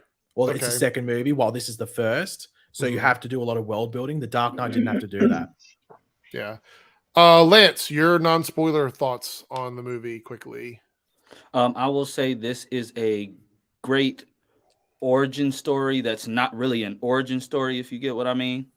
I will agree with Canada Graphs and Paigey. I did sit in the theater and check my phone like, okay, we're hitting. It's my movie was at 11 and I didn't get out until like 2:30. So I'm like, okay, I've been sitting in this seat a while. You're good, but I mean, you could cut a little bit off. But other than that, I thoroughly enjoyed it. Talk more about that once we get into spoilers. I saw several comments about it. That this was the best. This movie was a 2.5 hour movie spread out to 3 hours. That's what a lot of people had been saying that I've seen that have talked about the runtime. They feel like there's about 30 minutes of baggage that probably could have been chopped for the floor. And also shots linger. There's a lot of lingering. Yeah, there's a lot of that. Yeah, absolutely. Which leans more into the artistic feel of the movie. I think the movie has a very like indie feel to it, even though it's not an indie movie. And I think the artistic part of it kind of clashed with like the editing process of the film in a way that we don't normally see in blockbuster movies typically. It felt like an expensive art house film. That's usually where you get lingering shots. Yes, very that. Somebody in the editing room didn't say maybe we should cut that by about 30. Well, I think you know what is you can shave off 30 minutes with like 1 minute, 2 minute cuts here and there. I didn't like Matt Reeves like heavily partake in the editing of the film. Like, wasn't it like he like the head of it all? I know usually like the director should help with the editing, but there's also an editor for a reason. Yeah. So I think it's interesting that that comes up like right now. Last week, I went and watched a movie with a Q&A with Mike Flanagan, and he's the one that does like all those like House of Haunted Hill and all that stuff series and all those things. And he was talking about the fact he does a lot of the directing, but he also does almost all of the editing himself too, because that's part of the process. He just can't give that to someone else to do. So a lot of directors that they'll edit too, because they kind of want to micromanage it if someone else does it, right? Yeah, I agree. They'll let someone else edit it, but then they'll go back anyways and just be like, okay, I'm going to take out this part and add that part back in. So why have the editor, right? Yeah, makes sense. So I'm going to give just my thoughts on it, and then we'll move into spoilers so we can talk about everything. I enjoyed the movie. It was a little bit too long in my opinion. We've already discussed that. I agree with everybody's statements on that. I never check my watch during films, DC, Marvel, whatever they are. In this movie, I did. We got into the third act, and every time I thought the movie was about to end and it didn't, I'm like, all right, I guess we're going to do this for a little bit more. And that happened a couple times in the last like 45 minutes of the movie. Like, so, well, to add, I only checked my phone in the first hour. Okay. That was the only time I didn't like towards the end. I didn't, because I actually think the back half of it is really well paced. But I think the first hour is a bit, because once again, you're world building. So it's jumping through a lot of things, and it makes you feel like it was probably longer than it was. Like, I checked my phone thinking we're about an hour and a half in and we're like 40 minutes in. And I was like, oh, okay. But I guess there's just so much happening in that first bit. But also it's very slow moving at the exact same time. That's why I think that first hour, well, not in the first hour, but like roughly that first hour felt slow. And that's the only time I check my phone. So outside of that, I think that we'll talk about the details of this. I quite enjoyed this version of Batman, but I don't know if I enjoyed this version of Bruce Wayne. To me, it was two very different characters, even though I know that's not what they were going for. I took it as two very different things. And so some of my criticisms lie within the Bruce Wayne elements of the film outside of the Batman elements of the film. So in my thoughts, I enjoyed it. If you're a Batman fan, you don't want to pass this movie up. You want to go see this movie. It is, if you love like the detective noir, like Batman stuff, if you like the Christopher Nolan stuff, this is going to be a movie you're really going to like. If you're more akin to like just the Ben Affleck Batman, I don't know if this is going to hit it for you. This isn't that type of Batman. And I see why now there was like creative differences between what they wanted to do with these characters. Cause I couldn't see, could y'all see Ben doing this the same way Robert did it? I don't think I could see Ben doing this role this way. Not this personally. style of movie, no. No. All right. So we're moving into spoilers. This is going to be a 5-second warning that we are going to talk about spoilers. If you don't want to be super spoiled on the movie, you got 5 seconds to come back and watch this after you've seen the movie. 5, 4, 3, 2, 1. Happy New Year. Just kidding. Spoiler time for the Batman. And so everything's on the table. I want to continue my thoughts about Bruce Wayne and Batman in this film, and we can go from there. So I really enjoyed. Is it fair to compare all of the Batman based on just one movie? Can I just say how I feel about this one compared to all the other ones? I mean, I feel like that's a fair comparison, right? Well, it's his first movie anyway, so yeah, may as well. I loved this version of Batman. Like almost everything about this Batman, I thought was good. I thought it was appropriate. I thought it made sense to me. It spoke to the detective elements of Batman. It spoke to the what do you call it? The prep time Batman that we typically get, where he thinks about what he's doing before he goes and does it. It also spoke to the street level fighting Batman. It felt very Arkham to me, like the Arkham games. If you've ever played the Arkham games, it reminded me a lot of like that. My problem was when we get about an hour and 40 minutes ish into the movie, when we get to the point where, he goes to the orphanage and he figures out that, he's a target and the Riddler has figured all this out with him. And, he wants to like basically go after Bruce Wayne because of his feelings towards that family and Bruce is being an orphan, but having a lot of money. When that happens, that's when the movie started to drag for me. That shift from all of that action that we had to like 30 minutes of just what I felt like could have been the beginning of the movie.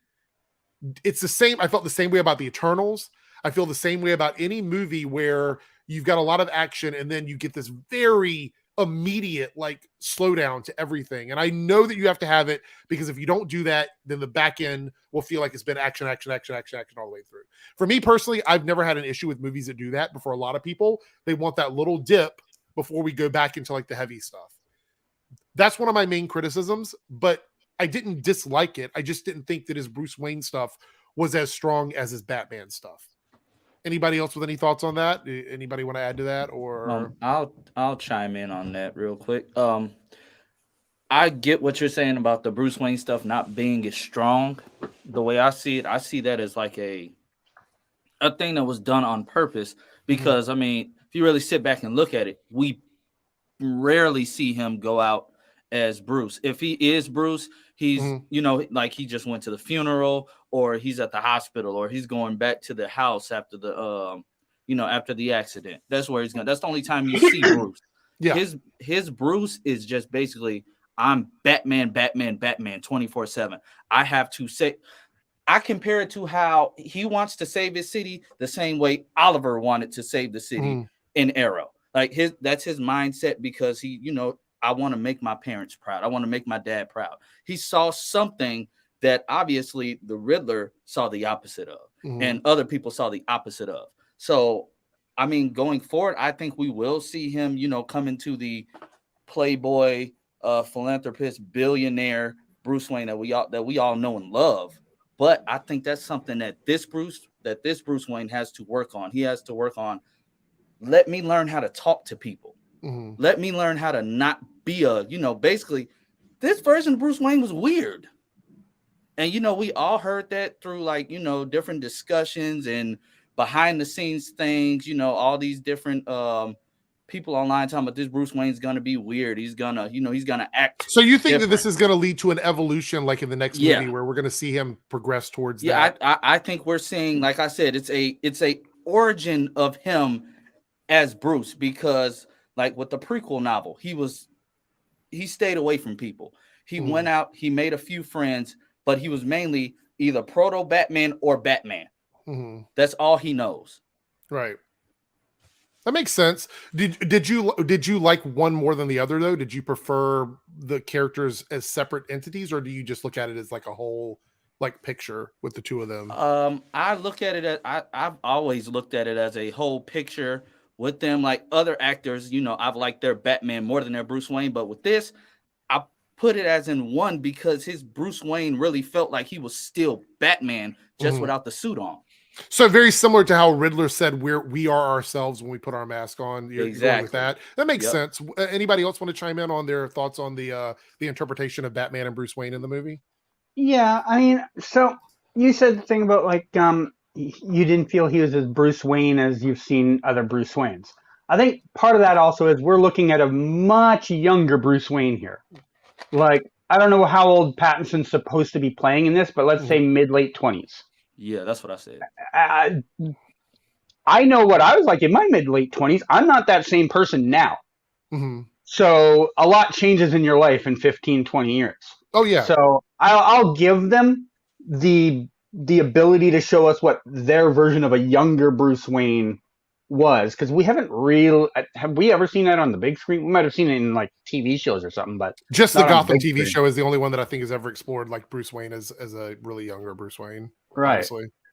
So this like I go as far as to call it a little emo-y because he's got the droopy hair down. Well, they say Kurt Cobain, Nirvana, which yeah, fair enough. I forgot about that already. So like look at someone that went through like the Kurt Cobain years when that was coming on. Some of those people have suit and tie jobs now. They've grown up eventually. My question is, do you think the movie is going to continue at a relatively same like time period, or do you think we're going to see jumps because we're talking about growth that takes like decades over a very short period of time? I guess that depends on how long they have Robert in the role for. Mm-hmm. If he's on, do you think we're looking at three movies? Like three. I was just gonna say, if it's 3 films and they plan to hammer them out in 4 years, no. If it's 5 films over 10 years, then yeah. Okay. Fair enough. Paigey, your thoughts on this version of Batman? You said that I think you already liked it, but do you want to go any further and talk about it a little bit? Yeah, the characteristics and how they portray Batman is my favorite that they've done since.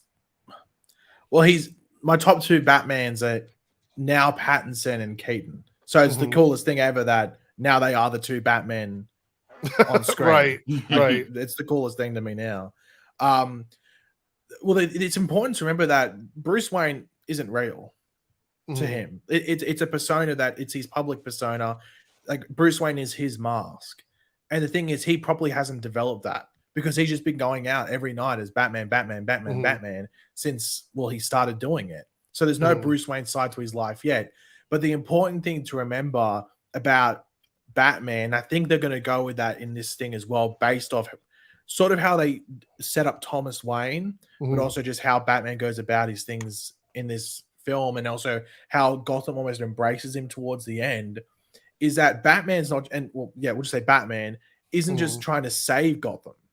He's not just trying to save Gotham and go, oh, okay, stop all this crime. He's trying to make it better for 10, 20, 30, 40, 50 years in the future. And that is where he can do as much as he wants on the street. He can do as much as he wants in the Cape and Cow, but he's going to have to do it with his money, his philanthropy, everything like that. And that's where he's going to have to step into his Bruce Wayne persona and create a character in which he can be the public face, in which he can push that forward and make Gotham better. Because Batman fighting people isn't going to make Gotham better just off the base level. It has to be Bruce Wayne. And maybe this movie teaches him that. Maybe that's what he learns from. That's what excites me. If they can bring Harvey Dent into this, I think that's why we had where they don't. I don't think they really got to do it properly with the Dark Knight because they were balancing so many things in that film. Like I think Harvey Dent and Two-Face in that movie is really good, but they really push it quickly because there's so much going on. So that gets me excited for what they can do in this Batman with Matt Reeves. However, movies is, we got the HBO Max stuff. They can develop Harvey Dent through that if they want to as well. It gets me excited because I think they can properly portray that better than anything that they could have done before because you have that connected universe on both screen, film and TV. And I think they can actually make the most fleshed out Bruce and Batman. And we've had, which is that we've ever crazy had. because people don't think he's probably got one of the worst of Bruce Wayne's, but that's because he actually what Bruce Wayne is doesn't exist yet. Right. That makes sense. Candergraphs, you were going to add on to that? Yeah, so we're talking about how he's realizing that he's going to have to use some of his money in a I always mess that word up. You know the word, philanthropic way. Philanthropy. I think that's why we have that scene in the movie where the mayoral candidate comes up and talks to him and goes, Yeah. "You've done dick all with your power."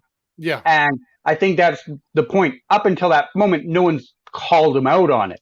He's going around thinking he's making a difference as Batman on the street and doesn't realize he could do something on the other side of it. And that might be something we see him now go forward and be like, okay, I got to do this. I got to make sure my, details are perfect because my dad got messed up with his, we might see that down the road. I have to give him credit. I'm glad we did not get any flashbacks to the murder of his parents because we get that all the time in the movie. Well, they did. It ruins the reveal later on. Yeah. But I mean, what I'm saying is I'm glad they just didn't even do it. They just planned on not doing it, which I'm glad they didn't. And also, I must say, were they meant to allude that guy was Joe Chill at the funeral? Yes, I think so. Which, yeah. Or was that meant to be like in Bruce's mind? He was thinking, hold on, was that the guy that... I got they the impression lingered on him that and they that's like what they were faded, and he faded into the shadows like Batman would come out of the shadows as well. That's what I thought. Maybe I was thinking too much into it. I don't know. But once again, I think that might have just been because this movie's in Bruce's pretty much point of view for the most part. Yeah, for the most part. All right, let's talk a bit about Catwoman, Zoe Kravitz in this film. And I'll be honest, Catwoman's never been a character where I've thought much about her, like in terms of like how she's portrayed. I can tell you definitively my least favorite is the Catwoman movie. That's my least favorite. I thought that was your favorite. I love Patience.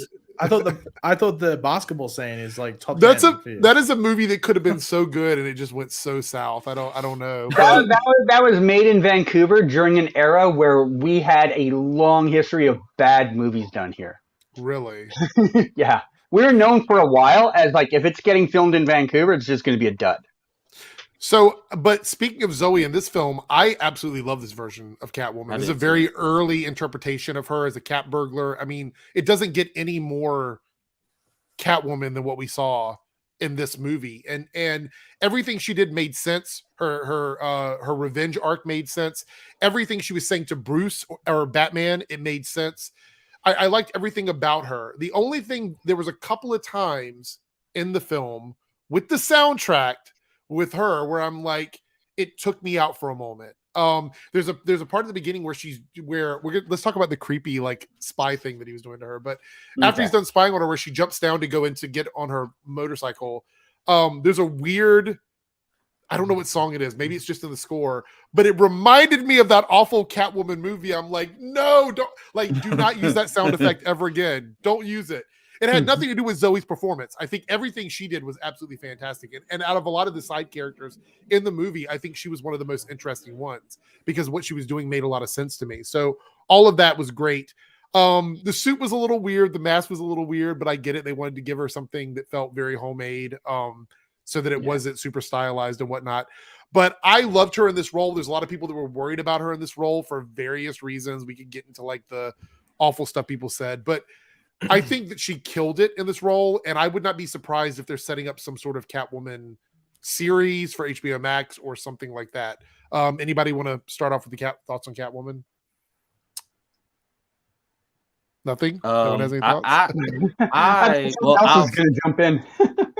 I'll jump in first. I thought Paigey was going to nominate a joke.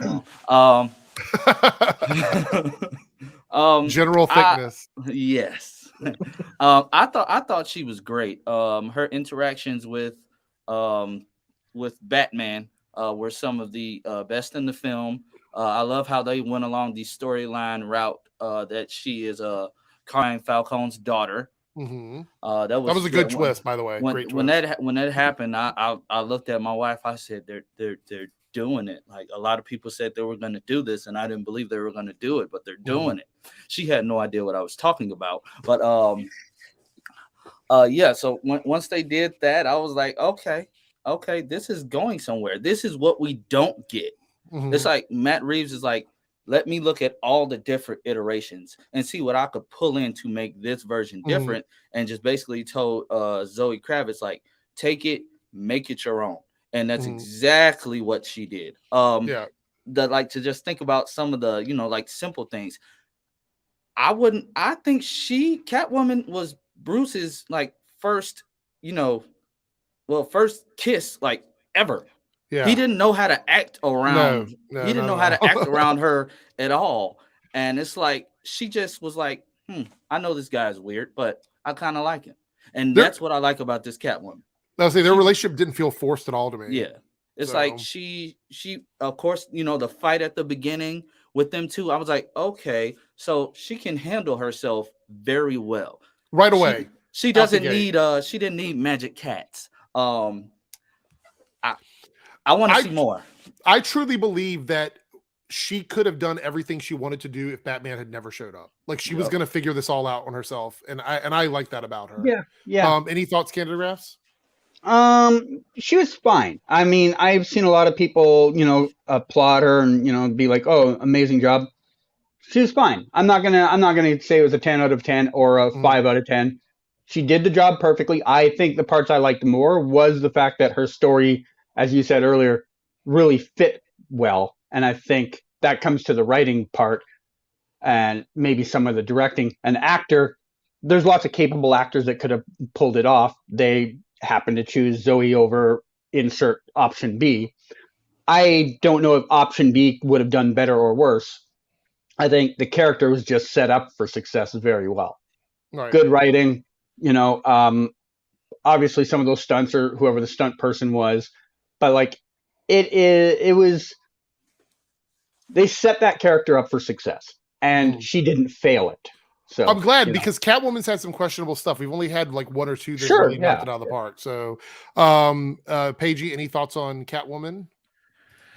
I understand the reservations going in because Zoe Kravitz has never really gone, I'm a good actress, like previously before this. Like, and obviously, like, it must be said, I've watched that High Fidelity show, and a lot of other stuff has just been side characters. Right. Like, the only thing I can really remember from the Fantastic Beasts movies and X-Men First Class. Right. So I hadn't watched that. Gosh, she was in it. Yeah, she was like, that might have been one of her first roles because that was a while ago. She would have been like at least early 20s or maybe even 20 or something.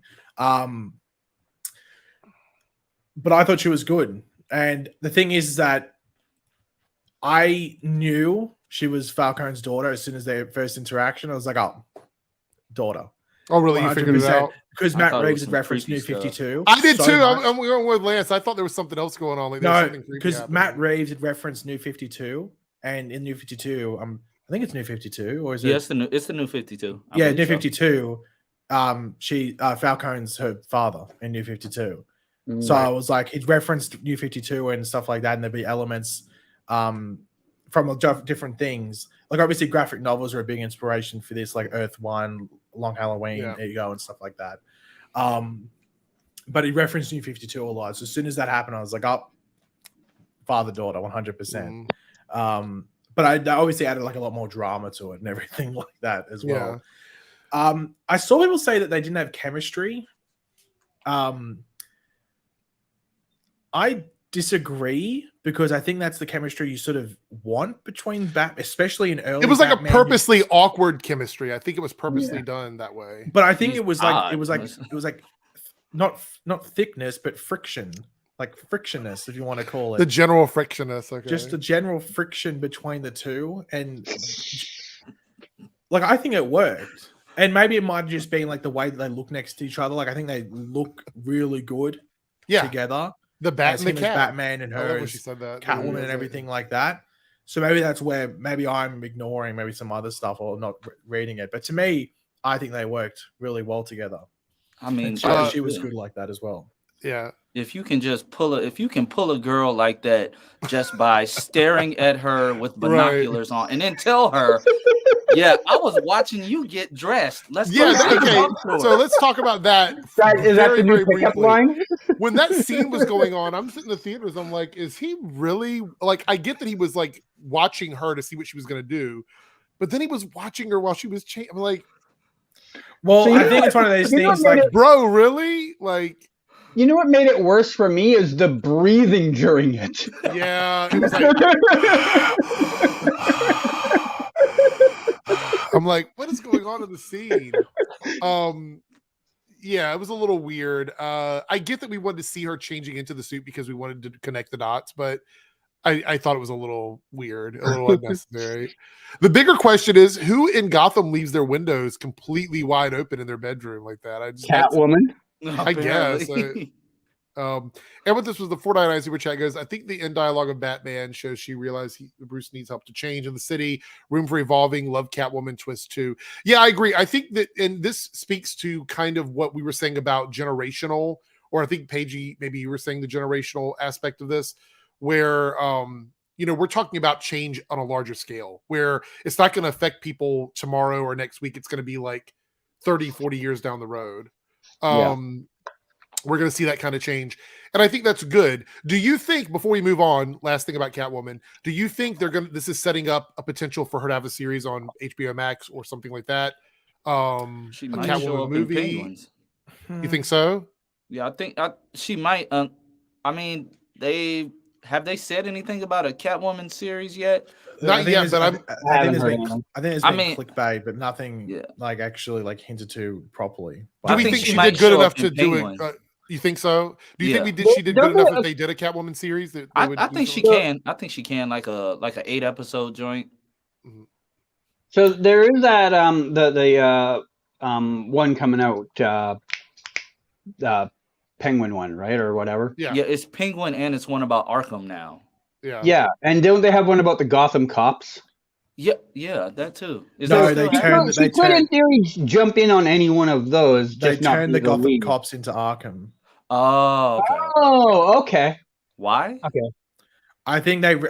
I agree that they did that. I support they did that because I don't see the point. It was meant to be a prequel. We know they're all there's a lot of corruption in there. There's people that just die that would be involved in that series, I guess. Like, personally, I think you're better off moving forward because it's such a young Batman anyway. The concept was somewhat cool, but everyone would have just been waiting for Batman to appear. True. Because it was all about Gotham City, I think through the eyes of like a non-corrupt like junior officer or something in the early days of Batman. It might have been the girl that's in the prequel book. Maybe. I don't know if they specified. I don't know if they specify whether it's male or female, but I think that would have been interesting. But if we're being honest, everyone just would have been waiting for probably the one episode where Batman shows up. Yeah. All right, so we're going to move on to talk about, I want to kind of talk about all of the villainous characters together in a bubble, and we'll just kind of briefly go over each one of them because I think we can do that because we only got 15 minutes left here before we end the stream. Naruto here with a off-topic super chat, but thank you for the super chat. I appreciate it. Sorry if you already talked about this. I left for a bit. I have a theory. Thawne runs the time police at the end of Legends. So we're talking about the ones like the Booster Goal, working for, I guess, that particular group. Is that what we're talking about? Wasn't one of the ones sent there, though? That's what I'm thinking. So it wouldn't make sense for him to run He would have worked for them, most likely. Yeah, I don't think that theory works, Naruto, but it's Legends. We could have another version of Thawne with the evil twirled mustache and a fedora. I mean, we don't know. We could have lots of different versions. I think in the end it's going to end up being Cisco, not Ramon, Cisco the singer. Right. Yeah, and he's doing the Thawne song. Yeah. All right, so let's talk about the villains from the Batman. We have two primary characters that we all know from like a lot of different iterations, which is Penguin and Riddler, and then of course Falcone. Those are the three characters that are sort of connected in a way. I guess Riddler being the most disconnected, but they're all sort of playing to the same story there. Riddler was amazing and creepy and absolutely everything I wanted from a modern contemporary Riddler character. That dialogue with Batman and him when he was locked up was some of the wildest like stuff I've ever seen. This Riddler was so good. So unhinged. just yeah, I mean, absolutely. I could not- if you're talking about a 10 out of 10 performance, I have nothing negative to say about the Riddler. Absolutely Yeah. 10 out of 10 for me. Anybody want to talk about him briefly as we move through these? I just thought the entire movie was a brilliant chess match between him and Batman, with James sometimes being on the side chipping in. Just incredible the whole way through. Like it was like a chess match, literally. Like he would make his move, they would counter move, and it kept going until we got to the end. You ready for the edgy take before you say what you have to say, Lance? I think that this Riddler was everything that Jared Leto wanted his Joker to be. Like the weird, quirky, crazy character. So anyway, go ahead, Lance. I think this is everything that Jesse Eisenberg wanted. I was going to say, I'm pretty sure it's what Jesse Eisenberg was trying to do. I'll walk out if any Snyder people are in the comment section. Well, Paigey, Eric's a Snyder culture. Hashtag restore the Jesse Eisenberg Lex Luthor. Go ahead, Paigey, your thoughts on Riddler? Because you like your serial killers, your stories like this. So this well, you know what I'm going to say first. What's there that? should have been 20 more minutes of him. Okay, all right. On my second rewatch, he's the best character in the movie. I agree. I'll agree with that. Yeah. In the first one, I thought it was like a Batman, but second time watching, it's Riddler, and I think it's almost criminal there wasn't more of him. But the good thing is he didn't get his head chopped off. He's alive, so he's in Arkham. They're doing an Arkham series as well, so they can tap back into him then. And I saw people saying that the acting was bad. What? Yeah, no. I'm gonna break it down just for the people that say that. There's people that were saying the acting was bad, and oh my god, Heath Ledger did it better. I'm like, the acting that he did and the performance he gave was actually great. He's not trying to be Ledger. He's not supposed to be Heath Ledger's Joker. He's Paul Dano's Riddler.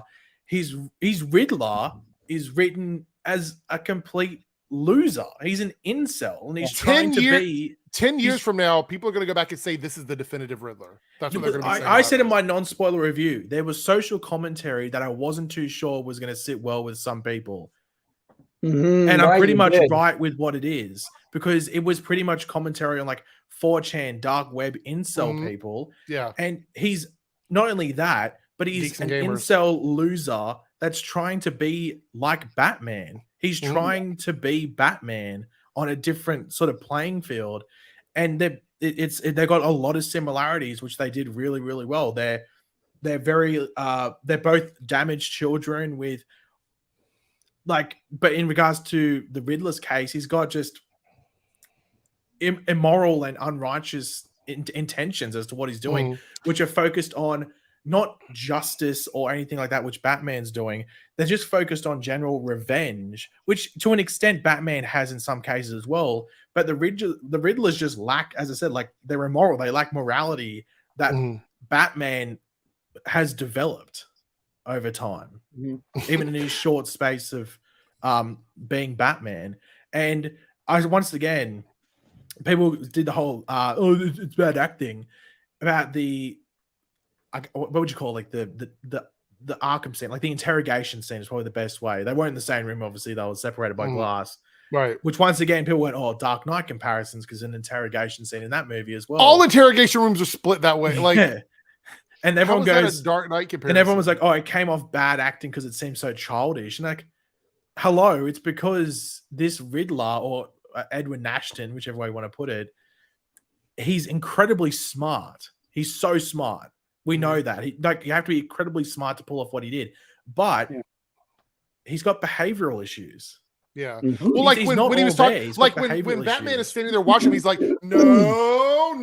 When he starts doing that, I'm like, because things aren't going unhinged. Because things aren't going his way. He's like a child that lost his toy. And that's why when he is attacking people, like we saw in the movie, he's yelling that. Like, especially that first kill we see. The first opening kill scene. was so sloppy. And he's yelling and everything like that. And that's because he can't control himself. He's got these behavior issues that resonate through you can see the similarities between Batman and Riddler, but you see where there was a fork in the road and they went certain sides. Batman has that control, while this Riddler is just off the hinges, but also just in general, just a low He was. person at the same I time. think the thing is, he was supposed to come off as over the top and cringy. That's the way we're supposed to take it. Well, Because that's the he's thing. not. He's socially awkward. That's part of the character. And that's why when he's not in the Riddler thing, which is pretty intimidating, it just looks like a goofy dude. That's the whole point. That's why his performance is so good. And people are just trying to pick it apart, and they expect it to be like cool Joker who looks bad, like Heath Ledger in his Joker makeup looks badass. But we need to start separating. He's meant to be intimidating in a different way, and cool in a different way, and really well done in a different way. And the thing is, we need to stop comparing every Joker or every Batman villain to Heath Ledger's Joker. We need to stop doing that, because Joker is a specific villain with a specific actor that everybody loved in that role.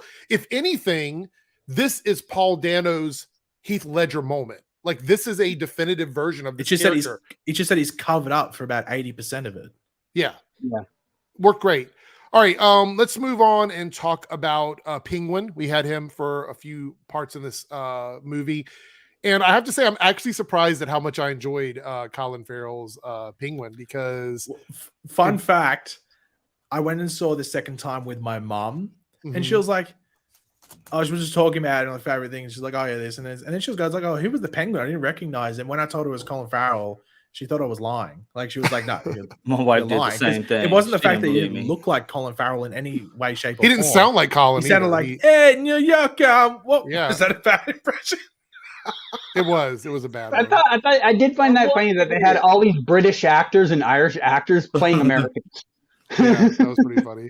I will say the only thing I didn't like, because I loved just about everything from Penguin. I thought there was a moment of comedy in the movie with Penguin that didn't work for me, that took me out, was in the interrogation moment where they were talking to him and he's handcuffed and cuffed at his legs. And they left him there. And he starts hopping around. I'm like, in this movie, that felt like they should have just cut the scene there when he's like a little penguin reference. Yes, where he was hopping around with his legs. He was like cuffed together. Like did he have the lamp? Like, did I see that? Did he have the? I reckon in this solo series he gets shot in the knee or something like that. He'll get shot, and that's where he'll get the limp. Other than that, I really enjoyed it. I will say also, the car chase scene was incredible. The one with him being chased by Batman. My only question is about that scene, the setup for that scene. Did I miss, because I was trying to pay attention, but did I miss why they explained him having the Batmobile there? That's the plot hole. It doesn't make sense. It was just there. Yeah, it doesn't make sense. Because it was there, and he uses the motorcycle every other moment. The only thing I have to say is I missed it rewatching it, because I thought about that after I watched it the first time, because I know it's had like a brain fade and I forgot to focus on it. Do they know ahead of time that that's happening? Because he could have just placed it there during the day. No. But it's not. It's like in the moment. In the moment of the movie is one of the few times, if not maybe the only time in the movie, where I had an internal dialogue going in my head for a second. And my thought process literally was, can this car just be summoned? Because I don't know how else it got there. Well, maybe it's important to remember. What he was going for, I think. It's important to remember Robert Pattinson was in Harry Potter. So there is the chance that he Akio'd the Batmobile to his location. Well, I don't want to say that, and it's a Warner Brothers movie as well. Harry Potter was Warner Brothers, so there's two things that I'm thinking here. Side fact, both Colin Farrell and Zoe Kravitz were in the Fantastic Beasts franchise, so there's a lot of Harry Potter connections where maybe that explains that scene. That's true. I will say two things. Though. One, maybe there was a scene that got cut that we're just not aware of that showed why the car was there. You think there was a scene they cut from this movie? I'm saying that's one thing. Or the other thing is that this car chase they wanted to have, they needed to have this car chase, and they just said we're just going to use the Batmobile. Well, that's the only thing I can think of. I think that scene could arguably be connected to also the third act, which people have a lot. Like, I don't want to say a lot because I haven't watched anyone else's reviews on it and really even gone through Twitter. I've just sort of kept my own opinion on it until this moment, really, where we're talking about it. But I don't know what the general consensus is with the third act. But from what I've seen just pop on my feed through retweets and stuff, the third act seems to be an issue that people have. And then I guess that could somewhat connect to the Batmobile scene. My issue with the movie was the third act. 100% the third act. Yeah. That was the time of the movie where I started feeling like they were dragging things on, and it didn't end where I think, like, I'll be honest with you, the very end part, we'll get to that. We'll talk about that in a second here because we're getting close to the end. The final thing is Carmen Falcone. I love this portrayal of the character. I think it was great. I did not expect it, and nothing negative to say about it. Love this 100%. Any thoughts on this at all on Falcone? The what? Falcone.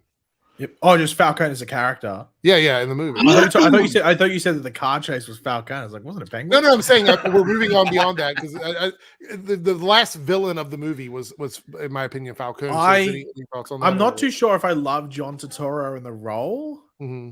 I think it was fine because it's John Turturro and he's what's his character from Zohan? The Phantom?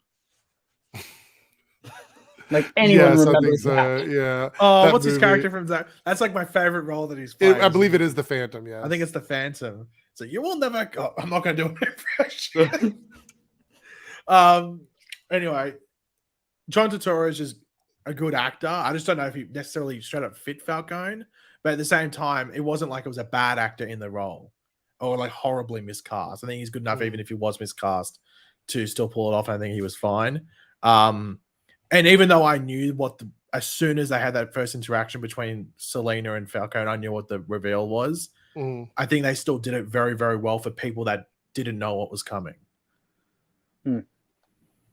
So, anybody else's thought? Like him, dislike him? I liked him. I didn't expect them to, this is spoiler talk. I didn't expect them to get rid of him that quickly. Yeah.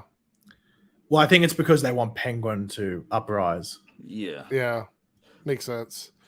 All right, so I guess we could just get into our overall thoughts of the movie, like with likes and dislikes.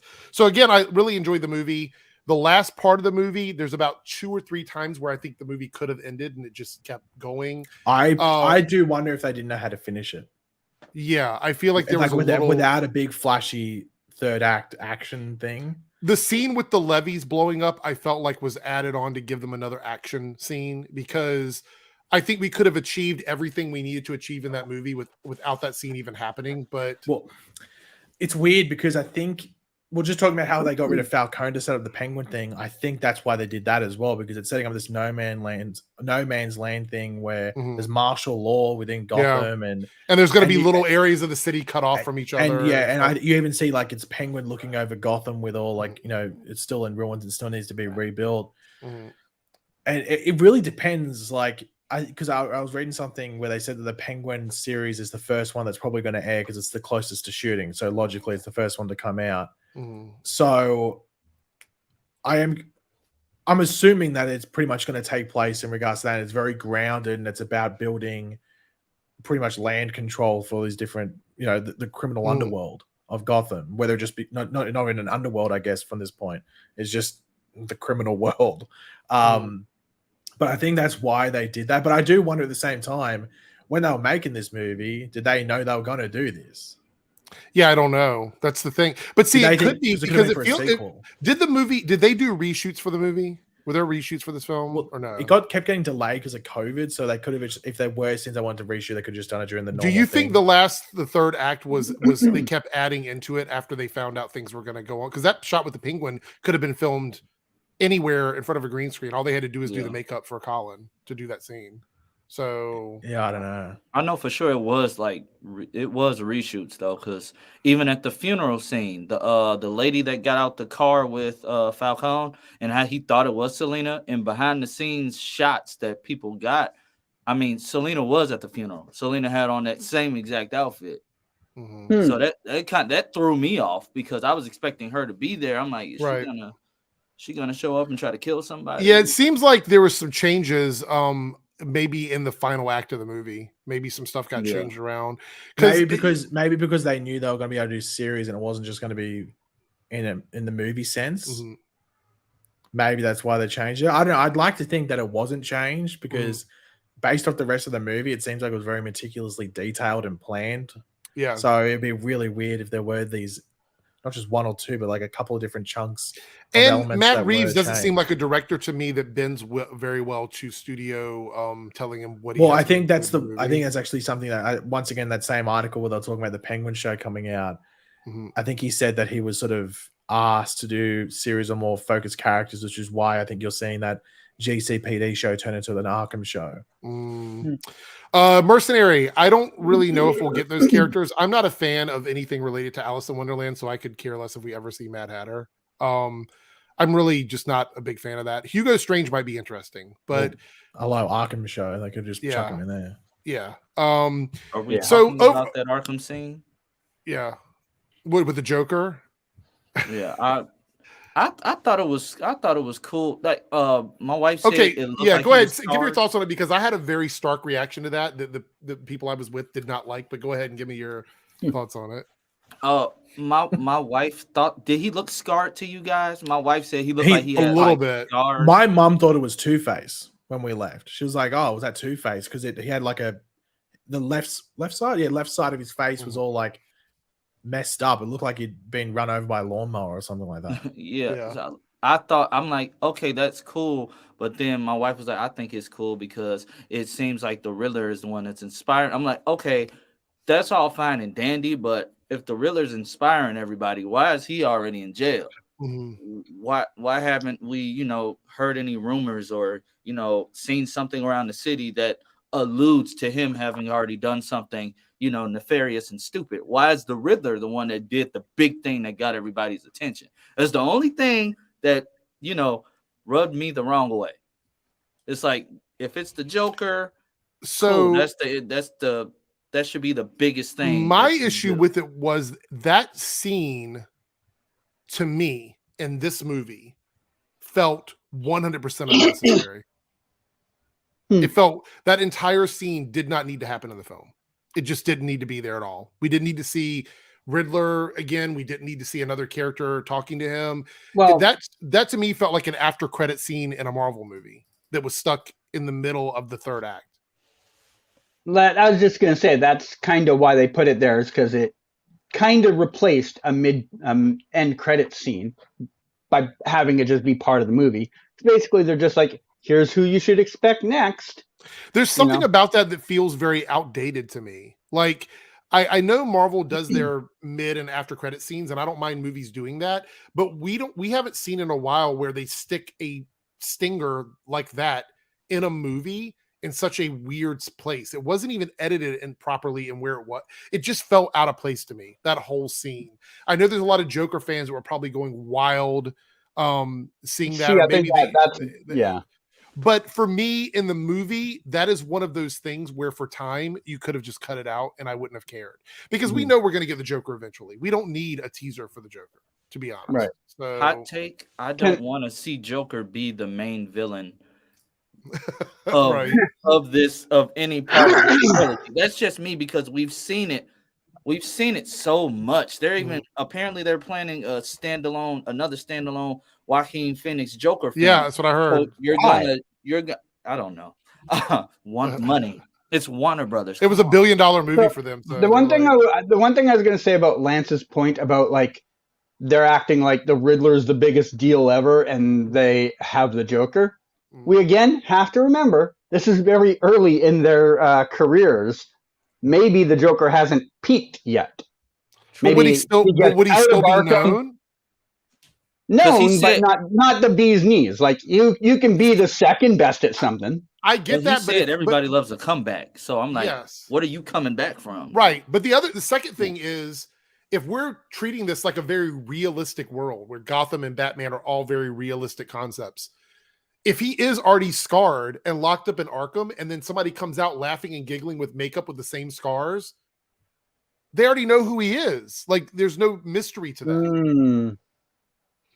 And then and have also, the Riddler it's very doing important to laugh remember, too. That was weird. He must have done something because he's next to the dude that just blew up the city. Right. Exactly. He's locked up in a very dangerous part of the prison. So that's but he might not have done his worst stuff yet. How do you get any worse than like Arkham's maximum area? Like, I don't know. Killing 3 important officials within Gotham City. You zap a kid on a bus and you kill the bus driver. I mean, And maybe, design the maybe. buzzer where it can You only steal hold a a certain blimp. amount of charges. Yeah. Steal a blimp, that's how you do it. But even with my little I forgot nitpicks, Eric hasn't seen it yet.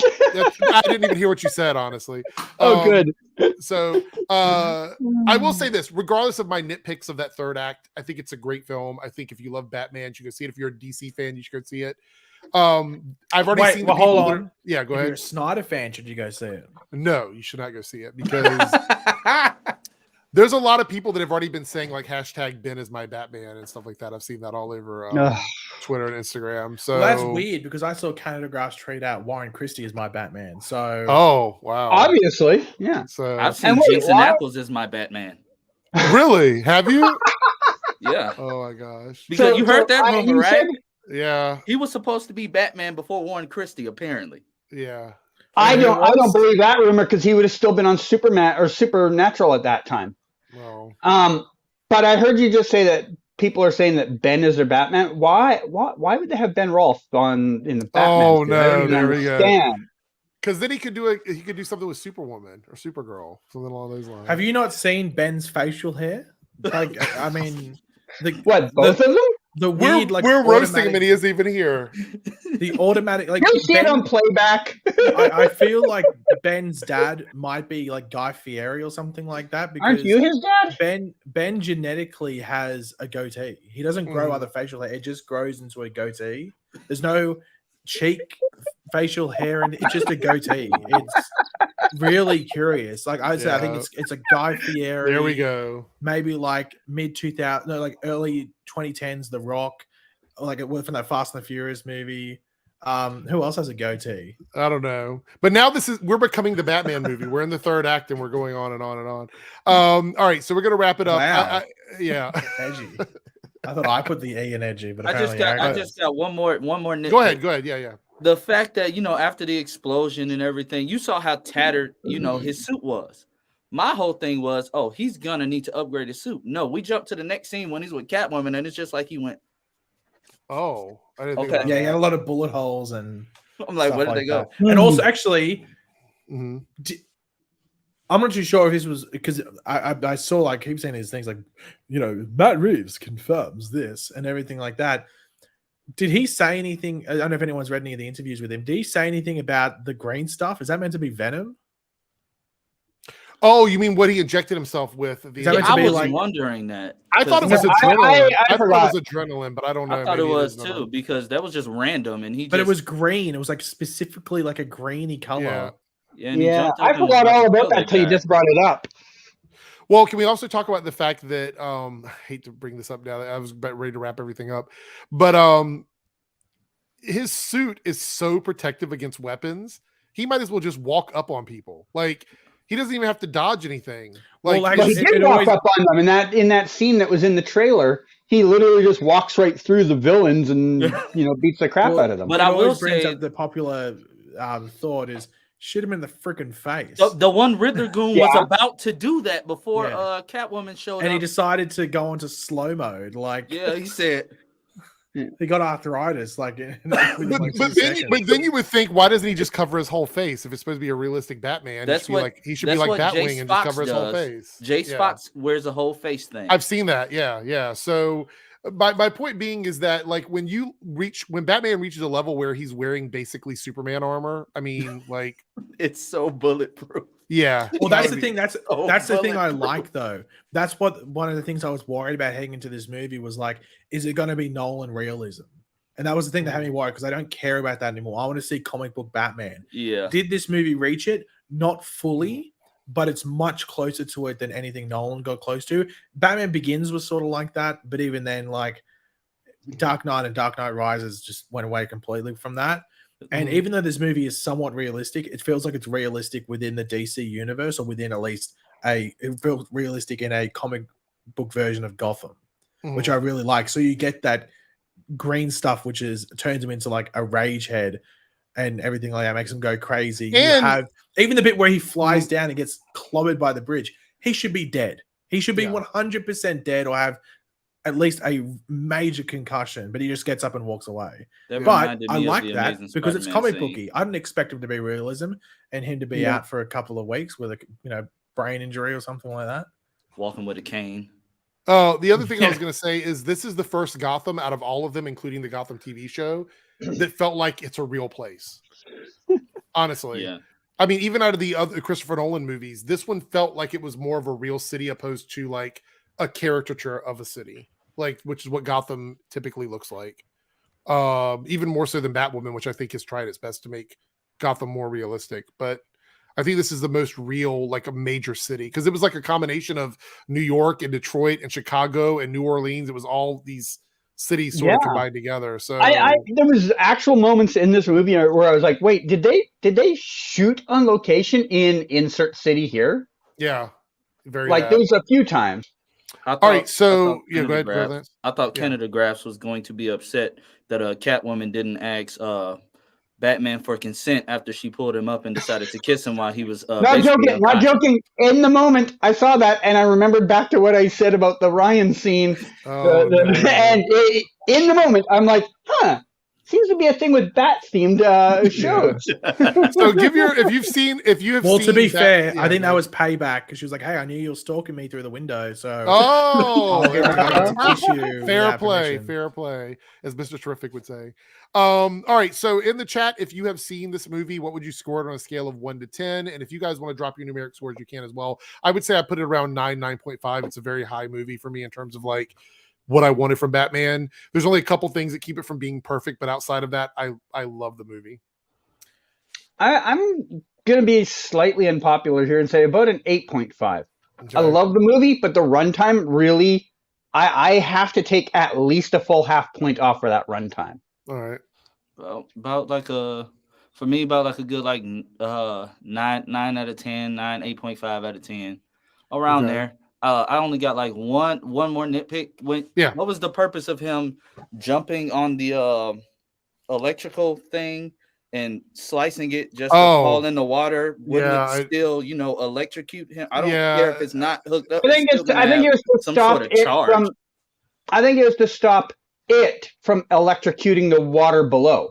But couldn't he have just chopped it from a distance? Why did he have to jump over there and do it? Right? I mean, because he hasn't perfected the boomerang batarang thing. Oh, that's right. He just popped it off. You can remember it's year 2. He pops it off his chest. It's not. I did year like 5. that though. I like that when he popped it off. Well, I remember everyone was like, "It's the gun! It's the gun! It's the gun!"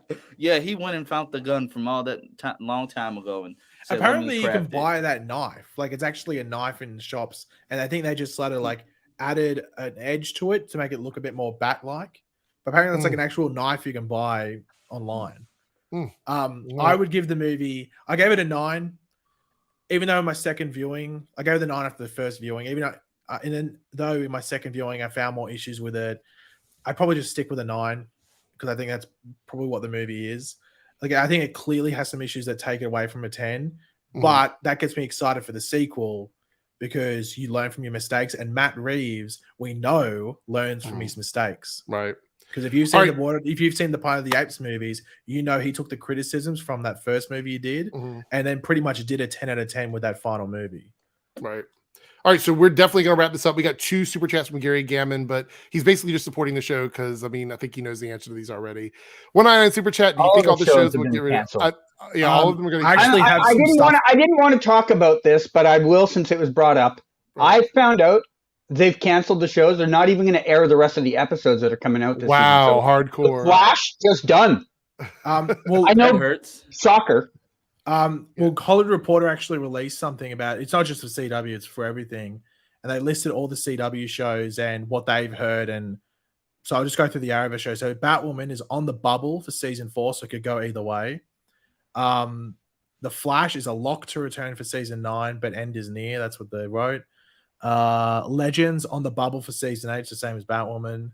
Stargirl awaiting word on season 4 because season 3 is yet to air. And Superman and Lois is a lock to return for season 3. Basically what everyone on the internet already assumed. Yeah. Thank you for the super chats, Gary. I really appreciate it. And that is it for the after party this week. We did a little extra long because we had to talk about the Batman. I want to thank extra long. This wasn't even as long as the Batman movie. Yeah, it's close.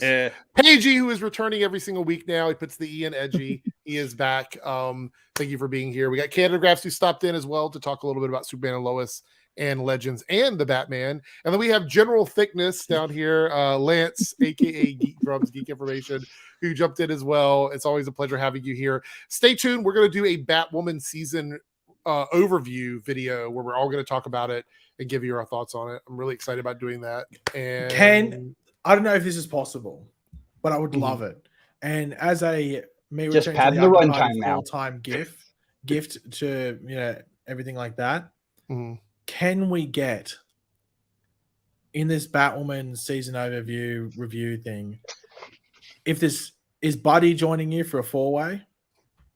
I don't know. Not confirmed. Not confirmed. Okay, whether it's a 3-way or a 4-way, can we get a group chock? Like that would make my day. I mean, maybe, possibly. I would. Anyway, I don't think you realize how much I would appreciate that. Oh gosh, well, we'll see if I get enough. And it's likes. pre-recorded, so you can take as much time. There's no embarrassment. You're not live. There's no pressure. You can rehearse. I don't know. Look, I don't know if you have to use some royalty-free music or you're going to test it out there. Maybe try and put 10, 15 seconds of licensed music there.